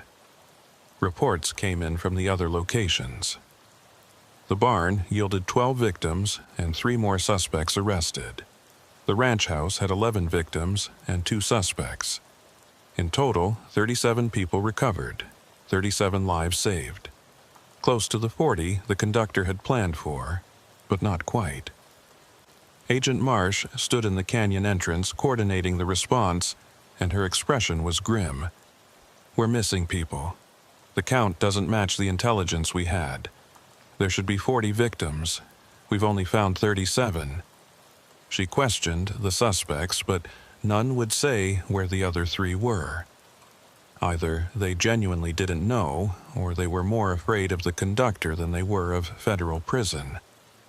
The tactical team secured the Mesa camp and began processing it as a crime scene. They found a treasure trove of evidence: computers, phones, documents, maps with more marked locations. And in the conductor's pickup truck, which had been tracked and intercepted about 20 miles away, they found his personal laptop. The laptop was encrypted, but the FBI's tech team was confident they could break it. The conductor himself, identified through fingerprints as a man named Coulter Hale, 54, with prior convictions for fraud and assault, was being held in federal custody, high-risk detainee status, no bail. By evening, the operation was winding down. The victims had been transported to medical facilities for evaluation and treatment. The suspects were in custody, facing a litany of federal and state charges. The evidence was being cataloged and processed. Agent Marsh called the task force together for a debrief. Today was a significant victory. We dismantled a major trafficking network, rescued 37 victims, and arrested the organization's leader. But this isn't over. Coulter Hale didn't work alone. He had connections, suppliers, buyers. We need to identify everyone involved and take down the entire chain. Kestrel sat in the debrief, feeling exhausted but wired. They'd accomplished something huge today, but Agent Marsh was right. It wasn't over. 3 victims were still missing, and somewhere out there other trafficking networks were still operating, still hunting, still destroying lives. The work was never done. After the debrief, Kestrel walked outside into the cool evening air. The sun was setting, painting the canyon walls in shades of orange and red. It was beautiful, this land, and it was being used as a hunting ground by predators. She thought about all the victims they'd found today, the terror in their eyes, the relief when they realized they were being rescued. Her phone rang. It was Corbin. "Kestrel, FBI wants you to stay attached to this investigation. Agent Marsh has specifically requested you. They're going to be working this case for months, tracking down every connection, finding every victim. You interested?" Kestrel didn't hesitate. Yes, absolutely yes. Because what choice did she have? Those 3 missing people needed to be found, and the networks that fed people into trafficking systems needed to be destroyed. If she could help do that, if she could save even one more person, it was worth any amount of time and effort. That night, back at her apartment, Kestrel couldn't sleep again. She kept seeing the faces of the victims, kept hearing their voices. The young woman in the canyon who'd clutched her hand, the man at the barn who'd asked if his family had been notified, if they knew he was alive. The teenager at the ranch house who'd been so drugged she couldn't walk without assistance. They were the lucky ones. They'd been found. But how many others hadn't been? How many were still out there, in other canyons, other camps, waiting for rescue that might never come? She pulled up the suspect's laptop images that had been shared with the task force. The FBI's tech team had managed to crack the encryption faster than expected, and what they'd found was disturbing. Coulter Hale had been running this network for over 3 years, not 6 months. The notebook they'd found only covered recent operations. His laptop contained records going back much further. Hundreds of victims, dozens of operations, a sprawling criminal enterprise that generated millions of dollars. The scale of it was overwhelming, but there was something else in the laptop files that caught Kestrel's attention. A folder labeled Special Orders contained information about specific victims who'd been requested by buyers. Photos, physical descriptions, personal information. and 3 names that had been marked as in progress with dates from last week. 3 people who matched the count of missing victims. Kestrel zoomed in on the details. The 3 were being held separately from the main operation, at a location Coulter referred to as insurance. If the main operation was compromised, these 3 were his backup plan, his way to recover financially. She immediately called Agent Marsh, not caring that it was nearly midnight. "Agent Marsh, I found something in Coulter's laptop files. 3 victims being held at a separate location he called insurance. This might be our missing 3. Agent Marsh was silent for a moment. "Send me everything you've got. I'm pulling the team back in." Within an hour, the task force was reassembled. Agent Torres worked through the laptop files, looking for any clue about the insurance location. He found references to GPS coordinates, but they were incomplete, deliberately obscured. He's paranoid. Even in his own files, he didn't want to leave a clear trail. But there were other clues. References to slot access and water visible from site, and 2-hour drive from base. Agent Marsh looked at Kestrel. "You know this area better than anyone else here. Where would you hide 3 high-value hostages if you wanted to keep them completely separate from your main operation?" Kestrel studied the maps, thinking about terrain, access routes, remoteness. Somewhere nobody goes. Somewhere you could approach without being seen, but that's also hard to accidentally stumble upon. She zoomed in on an area northeast of Cedar Mesa. Here, this slot canyon system near Grand Gulch. It's extremely remote, requires technical climbing to access some areas, and it's in a wilderness study area where even BLM rangers rarely patrol. Agent Torres checked the coordinates. The partial GPS data from Coulter's files could match this area. The numbers align. Agent Marsh didn't waste time. "We go now. Full tactical team. If Coulter set up insurance as a failsafe, he might have ordered his people to eliminate the evidence if the main operation failed." The implication hung heavy in the air. Those 3 victims might already be dead. Or worse, their guards might kill them when they realized rescue teams were coming. They had to move fast and quiet. The convoy left at 0130, driving without lights once they got close to the target area. They parked 2 miles out and proceeded on foot, using night vision equipment. The terrain was brutal, broken rock and steep inclines, everything made more treacherous by darkness. Kestrel moved carefully, following Agent Torres and the tactical team leader. After 45 minutes of hiking, they reached the slot canyon entrance. It was narrow, maybe 4 feet wide, cutting deep into the rock, and at the entrance, barely visible in the night vision glow, was a small camp. 1 tent, 1 vehicle, 2 men standing guard with rifles. The tactical team moved like ghosts. Within 30 seconds, both guards were on the ground, disarmed and cuffed before they could make a sound. One of them tried to shout, but a hand clamped over his mouth. "Quiet. Where are the hostages?" The guard's eyes were wide with fear. He gestured deeper into the slot canyon. The tactical team entered, Kestrel right behind them. The canyon twisted and turned, walls so narrow in places they had to move sideways. After about 50 yards, it opened into a small chamber, maybe 10 feet across, and there they were, 3 people, bound and gagged, lying on the canyon floor. Medical team members rushed forward, checking vitals, cutting restraints. All 3 were alive, dehydrated and traumatized, but alive. Kestrel helped a young man sit up, removing his gag gently. "You're safe. We're police. You're safe now." The young man's eyes filled with tears. I thought no one would find us. I thought we were going to die here." Kestrel squeezed his shoulder. "You're going to be okay. We've got you." They carefully moved the 3 victims out of the slot canyon. A slow process in the darkness with people who could barely walk. By the time they reached the vehicles and got the victims into ambulances, the sun was rising. Agent Marsh stood with Kestrel, watching the ambulances drive away. 40 victims. We found all 40.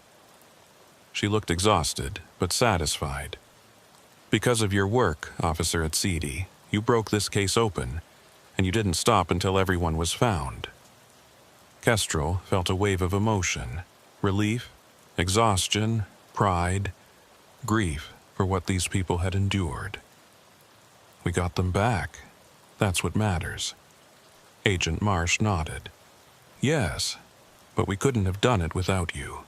When this case goes to trial, I'll be recommending you for federal recognition. You've earned it. The recognition felt distant and unimportant compared to the knowledge that 40 people were safe. 40 people who would have disappeared forever into trafficking networks, reduced to commodities, their lives destroyed. Now they had a chance to recover, to rebuild, to go home. That was the real victory. As Kestrel drove back toward Montezuma Creek in the growing daylight, she thought about all the canyons and mesas she'd passed, all the remote places where terrible things could happen unseen. The landscape was beautiful and brutal in equal measure. It could hide horrors or reveal them, depending on who was looking and how carefully they searched. The weeks following the operation blurred together. Kestrel found herself pulled between regular patrol duties and ongoing work with the FBI task force. The case against Colter Hale and his network was massive, sprawling across multiple jurisdictions and involving hundreds of pieces of evidence. Every phone call logged, every message decoded, every victim interviewed added another layer to the prosecution's case. Kestrel testified before a grand jury twice, walking them through her investigation from that first suspicious van at Combe Ridge to the final rescue in Grand Gulch. The grand jury returned indictments on 73 individuals involved in the trafficking network at various levels. But it was the victim impact statements that stayed with Kestrel. As part of the case building, prosecutors interviewed all 40 recovered victims about their experiences. The FBI shared some of these statements with the task force, and Kestrel read them late at night in her apartment, feeling the weight of each one. Stories of being lured with false job offers, or kidnapped from parking lots or sold by people they'd trusted. Stories of being moved from location to location, always restrained, always afraid. Stories of other victims who'd been separated from them, taken to unknown destinations, never seen again. Those other victims, the ones who hadn't been recovered, haunted Kestrel. Agent Marsh called one evening with an update. Colter's laptop has given us leads on his connections outside the Four Corners area. We've shared intelligence with FBI field offices in Nevada, California, and Texas. They're running parallel investigations into trafficking networks that may have ties to Colter's operation. Kestrel asked the question that had been eating at her. What about the victims from earlier operations? The notebook showed over 200 people trafficked in 6 months, and his laptop goes back years. Where are they all? Agent Marsh was quiet for a moment. That's the hard part. Most of them disappear into various forms of exploitation. Forced labor, prostitution, overseas markets. Some we might be able to track and recover. Many we won't. The reality of it was crushing. They'd saved 40 people, which was significant. But it was a fraction of the total damage Colter's network had done. And his network was just one of many operating across the country. The scope of the problem felt overwhelming. Kestrel threw herself into work, taking extra shifts, volunteering for any task force activity that came up. Corbin noticed and pulled her aside one afternoon. You're burning out. I can see it. You need to take some time off. Kestrel shook her head. I'm fine. There's too much work to do. Corbin's expression was firm. That's exactly why you need a break. The work will still be here when you get back, but if you burn out now, you're no good to anyone. Reluctantly, Kestrel took a long weekend off. She drove north into Utah, into the canyon country she'd been patrolling and investigating for weeks, but this time just to see it. She hiked into some of the remote areas, places where tourists rarely ventured, and sat among the ancient rock formations listening to the wind. The land was healing in its way. It had witnessed human suffering for thousands of years, ancient peoples struggling to survive in this harsh environment, more recent conflicts and tragedies. The trafficking victims were just the latest chapter in a long history of pain, but the land endured. It would outlast all of it. On her second day off, hiking in a narrow canyon near natural bridges, Kestrel found something that stopped her cold. Carved into the canyon wall, recent and crude, were initials and a date. MR 2024. Below it, someone had scratched "Help me" in uneven letters. Kestrel's blood ran cold. She photographed the carving, noting the GPS coordinates, then immediately called Agent Marsh. "I found something. Looks like a victim's message carved into a canyon wall, recent, within the past year." Agent Marsh had her send the photos and coordinates immediately. "We'll check it against missing persons reports and victim statements. Good eye, Kestrel." The initials matched a missing person report from 8 months ago. Michael Reeves, a 19-year-old from Durango who'd vanished while hiking near Bluff. His family had been searching for him ever since, distributing flyers, organizing search parties, desperate for any information. The FBI contacted them with the news that evidence of Michael had been found, that he might have been taken by a trafficking network. The family was devastated, but grateful to finally have answers. Michael himself had not been among the victims recovered. Agent Marsh's team added him to the list of people they were trying to track through the network's records. Kestrel's weekend off ended up being cut short when Agent Torres called on Sunday morning. "We've had a break in Coulter's laptop encryption. There's a hidden partition we just accessed. It contains communication logs with buyers, people who were purchasing victims from the network. Names, locations, transaction details. This is huge." Kestrel drove back immediately and joined the task force at their temporary office. The hidden partition was a gold mine of information, but it was also deeply disturbing. Coulter had been maintaining detailed records of buyers, including their preferences for specific types of victims, amounts paid, and delivery locations. The buyers ranged from individuals to organized crime groups to corporations using forced labor. Some were in the United States, others international. The FBI's trafficking division immediately began coordinating with international law enforcement agencies. Interpol, Europol, and agencies in Asia and South America were all contacted. This wasn't just dismantling one network anymore, it was tracing connections across a global system of human exploitation. Kestrel felt small in the face of it. How could they possibly fight something so vast? But Agent Marsh had a different perspective. "Every network we take down, every buyer we arrest, every victim we recover, that's progress. We can't fix everything at once, but we can make it harder for these predators to operate. We can save lives, one case at a time." 3 weeks after the final rescue, the first trial began.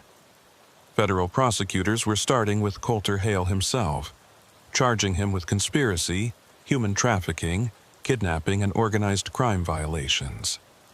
The trial was expected to last 2 months. Kestrel was subpoenaed to testify, and she spent days preparing with the prosecution team. They walked her through what questions would be asked, how to respond to defense tactics, how to handle the pressure of testifying in a high-profile case. When the day came, Kestrel walked into the federal courthouse in Albuquerque wearing her dress uniform, feeling the weight of 40 victims' hopes for justice on her shoulders. The courtroom was packed: media, victim advocates, families of the missing law enforcement personnel. Coulter Hale sat at the defense table in a suit, looking nothing like the man she'd seen commanding his operation on that mesa. His attorney was slick and expensive, already trying to poke holes in the prosecution's case. Kestrel was sworn in and took the stand. The prosecutor, a sharp woman named Miss Brennan, led her through her testimony methodically. The initial call about the suspicious van, the tracks leading into the canyon, the discovery of 12 victims at Comb Ridge, the map that led them to Bears Ears, the laptop that led them to Cedar Mesa, and finally Grand Gulch. Kestrel spoke clearly and calmly, sticking to the facts, avoiding emotional language. But when Ms. Brennan asked her to describe the condition of the victims when they were found, Kestrel couldn't keep the emotion entirely out of her voice. They were terrified, bound, drugged, held in conditions no human being should endure. Some thought they were going to die. Some had given up hope of ever being rescued. The defense attorney objected. Speculation, calls for emotional response. But the judge overruled it. This was direct observation from a law enforcement officer at the scene. It stood. The defense attorney's cross-examination was aggressive. He tried to suggest Kestrel had jumped to conclusions, that the suspects could have been engaged in legitimate activities that were misinterpreted. He tried to paint the victims as willing participants in illegal immigration who'd later claimed to be kidnapped to avoid deportation. Kestrel shut it down firmly. "Sir, I found people drugged and restrained in remote canyons. I found maps detailing operations to move human beings like cargo. I found records showing these people were being sold. There is no legitimate activity that looks like that." The defense attorney persisted, but Kestrel didn't waver. She'd been trained for this, and she knew the truth of what she'd seen. The trial continued for weeks. More witnesses testified. FBI agents, other victims, forensic experts analyzing the laptop data. The evidence was overwhelming. Coulter's own records condemned him. In the final week of trial, several of the rescued victims testified about their experiences. Kestrel sat in the gallery and watched them find the courage to face their abuser in court. The young woman from Comb Ridge, the first one Kestrel had found, testified about being kidnapped from a parking lot in Phoenix, transported across state lines, held in that canyon for 3 days before the rescue. She looked directly at Coulter as she spoke. "You stole my life. You tried to sell me like I was an object. But I survived, and you're going to pay for what you did." The jury deliberated for just under 2 days. When they returned with verdicts, the courtroom was silent. Guilty on all counts. Kestrel watched Coulter's face as the verdicts were read. He showed no emotion, just stared straight ahead like he'd already accepted this outcome. Sentencing was scheduled for a month later, but everyone knew what was coming. Multiple life sentences without possibility of parole. Coulter Hale would die in federal prison. As Kestrel left the courthouse that day, she was swarmed by media asking for statements. She kept it brief. Justice was served today. 40 people are safe because of the work of many dedicated law enforcement personnel. That's what matters. Back in Montezuma Creek, life slowly returned to normal. Kestrel went back to regular patrol duties, though she stayed connected to the ongoing investigations spawned by Coulter's case. More arrests were made as the FBI tracked down his associates. More trials were scheduled. The work continued, as it always would. One evening, about 2 months after Coulter's conviction, Kestrel received a call from an unknown number. She answered cautiously. "Officer at CD?" The voice was familiar, the young woman from Comb Ridge. "I hope it's okay that I called. The victim services people gave me your number. I wanted to thank you again." Kestrel felt emotion rising in her throat. "You don't need to thank me. I was just doing my job. The young woman, her name was Sarah, disagreed. "You saved my life, you and everyone else on that team. I'm in therapy now, working through everything, and my therapist said it might help to talk to you, to tell you what it meant being rescued." They talked for almost an hour. Sarah described her recovery process, the nightmares that still plagued her, but also the moments of hope and healing. She'd enrolled in community college, was reconnecting with her family, was slowly rebuilding her life. "I'm not going to let what happened define me," she said. "I'm going to be more than just a victim." After the call, Kestrel sat in her apartment feeling overwhelmed. This was why she did the job. Not for recognition or awards or promotions. For moments like this, hearing that someone she'd helped was finding their way back to life. The trauma would never completely disappear. Sarah had been through hell, but she was surviving it, fighting through it. And she wasn't alone. All 40 of the recovered victims were on various paths of recovery, some faster than others, but all moving forward. That was the real victory. That was the point of all the long hours and difficult investigations and brutal court testimony. The FBI formally closed the task force operation 6 months after the initial rescue at Comb Ridge. They'd arrested 97 individuals connected to the trafficking network across 7 states. They'd recovered an additional 23 victims who'd been trafficked through Coulter's network in previous operations. They'd provided intelligence to international agencies that led to operations in 4 other countries. The impact was significant, measurable. But Agent Marsh was clear in her final briefing. "We've won this battle, but the war continues. Trafficking networks are like weeds. Cut one down and others grow. Our job is to keep cutting them down, to make it harder and harder for predators to operate until the costs outweigh the profits." Kestrel received a commendation from the FBI director and a Medal of Valor from the Navajo Nation. The ceremonies were nice, the recognition appreciated, but what meant more was a letter she received from the family of Michael Reeves, the young man whose message she'd found carved in the canyon wall. They thanked her for not giving up, for keeping their son's case alive even though he hadn't been found yet. The FBI was still tracking leads, still trying to determine what had happened to Michael and others who remained missing. The letter ended. "Knowing that people like you are out there, fighting for those who can't fight for themselves, gives us hope. Please don't stop." Kestrel kept that letter in her locker at the station. On difficult days when the job felt overwhelming, when the darkness seemed too pervasive to fight, she'd read it and remember why she wore the badge. Spring came to the Four Corners region, bringing with it wildflowers that covered the desert floor in unexpected splashes of color. Kestrel was back on regular patrol, driving the familiar roads through Comb Ridge and Cedar Mesa, the landscapes that had been the backdrop for so much horror and so much heroism. The land looked peaceful now, serene in the morning light, giving no hint of the dramas that had played out here. She pulled over at a scenic overlook, one of her favorite spots, and got out to stretch her legs. The view stretched for miles, red rock formations, distant mesas, sky so blue it hurt to look at. This was why she'd stayed in this region, why she'd become a tribal police officer, to protect this land and the people who lived on it, to stand between predators and prey, to be the person who showed up when someone called for help.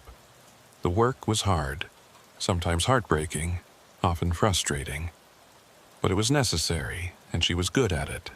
Her radio crackled. Dispatch with a new call. "Unit 7, we have a report of a suspicious vehicle on County Road 415 near the school bus stop. Caller reports the vehicle has been parked there for several hours. Can you check it out?" Kestrel felt that familiar tingle of alertness, history echoing. She keyed her radio. 10-4, dispatch, en route. She got back in her unit and headed toward the location, mind already working through possibilities, instincts engaged. It was probably nothing, a broken-down vehicle, a lost tourist. But maybe it wasn't. Maybe it was something that needed attention, something that needed to be stopped before it grew into something worse. As she drove, Kestrel thought about all the victims she'd helped rescue. Sarah, rebuilding her life in community college. The young man from the barn who'd reunited with his family. The teenager from the ranch house who was in intensive therapy but making progress. All of them alive because someone had made a call about a suspicious vehicle, because an officer had responded and followed her instincts, because people had worked together to do what was right. That chain of small actions leading to major results. That was how you fought evil, not with grand gestures or dramatic confrontations necessarily, but with consistent determined effort.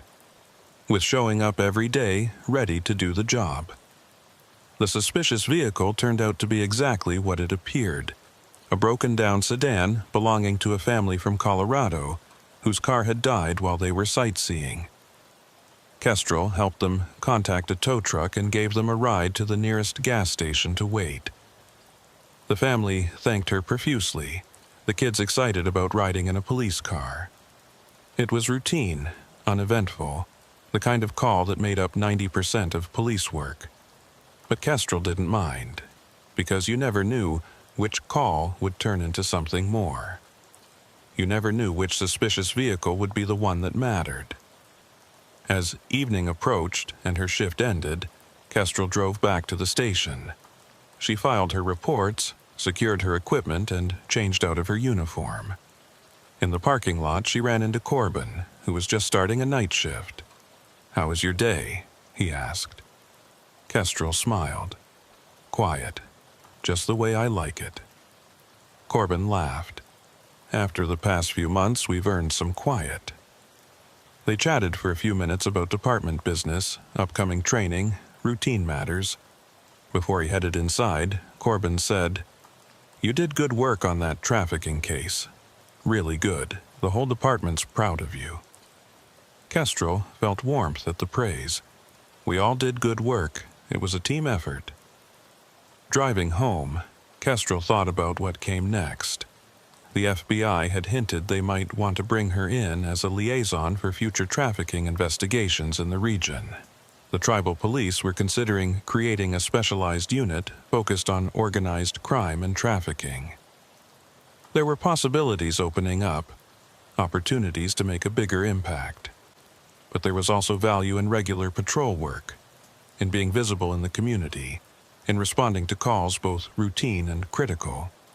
She didn't have to decide immediately. For now, she was content to do her job, to show up every day ready to help whoever needed it. At home, Kestrel made dinner and settled on her couch with a book, trying to relax. Her phone buzzed with a text from Agent Marsh.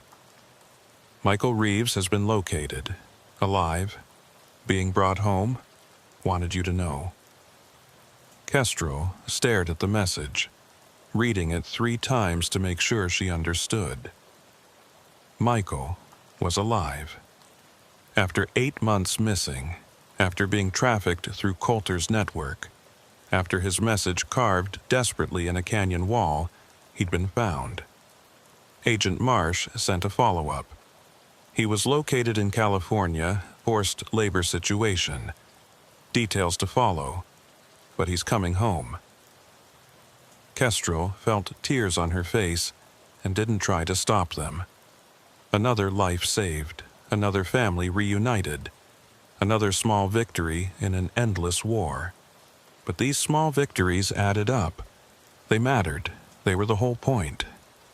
Kestrel typed back, "Thank you for letting me know. That's the best news I've heard all year." Because it was. Everything she'd been through.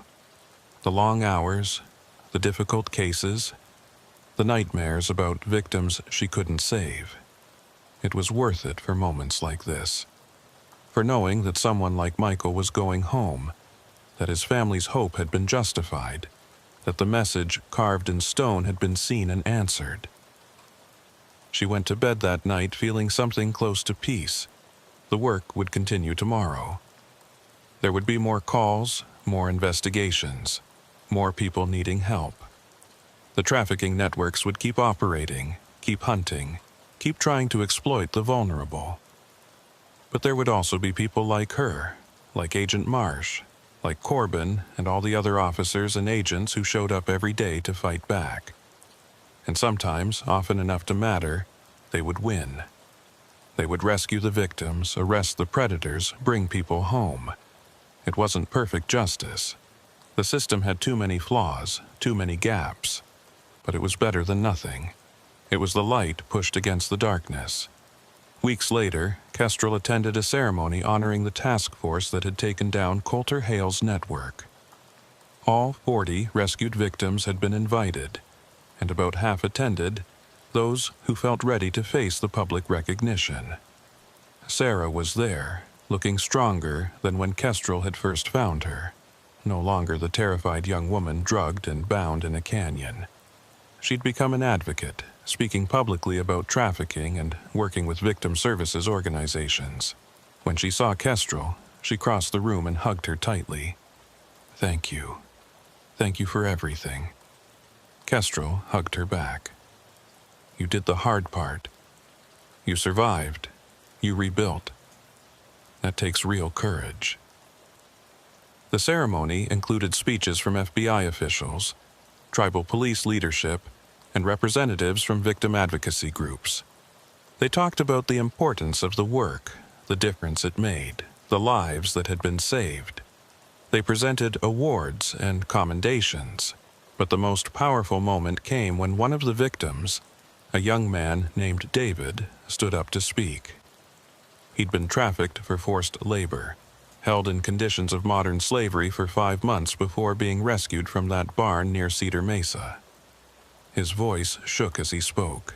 "I thought I was going to die there. I thought nobody knew where I was, that nobody cared. But you did. You found me. You brought me home. And now I get to live my life. That's a gift I can never repay." Kestrel stood in the back of the room, listening, and felt the weight of responsibility that came with wearing a badge. People depended on officers to show up, to care, to do the hard work of protecting the vulnerable. It was a responsibility she didn't take lightly. As the ceremony ended and people mingled, several victims approached Kestrel to thank her personally. Each conversation was brief, just a handshake or hug, a few words of gratitude. But collectively they reinforced why she'd chosen this career. These were real people whose lives had been shattered and were now being pieced back together. And she'd played a part in that recovery. That was a privilege. On the drive back to Montezuma Creek, Kestrel stopped at that same overlook where she'd paused before responding to the call about the suspicious vehicle weeks earlier.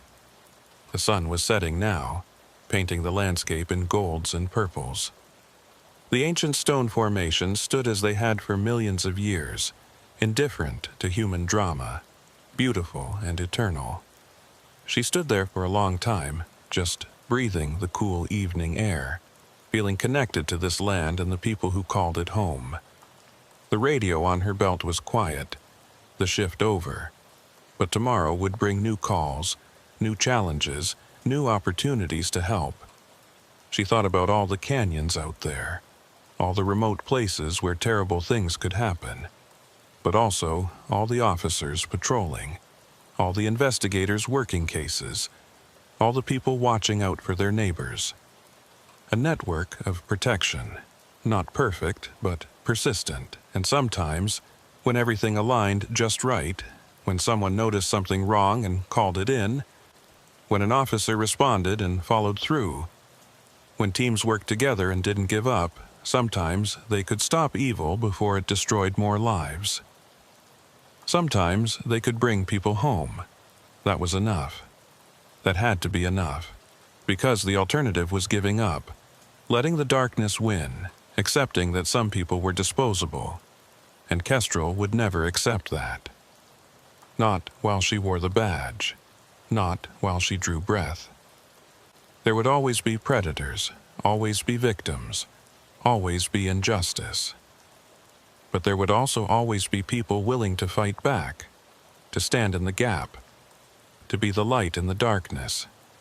Kestrel was one of those people, and tomorrow she'd be back on patrol, ready to answer the call, ready to do whatever was needed to protect the vulnerable and stop the predators. That was her job, that was her purpose, and she wouldn't have it any other way.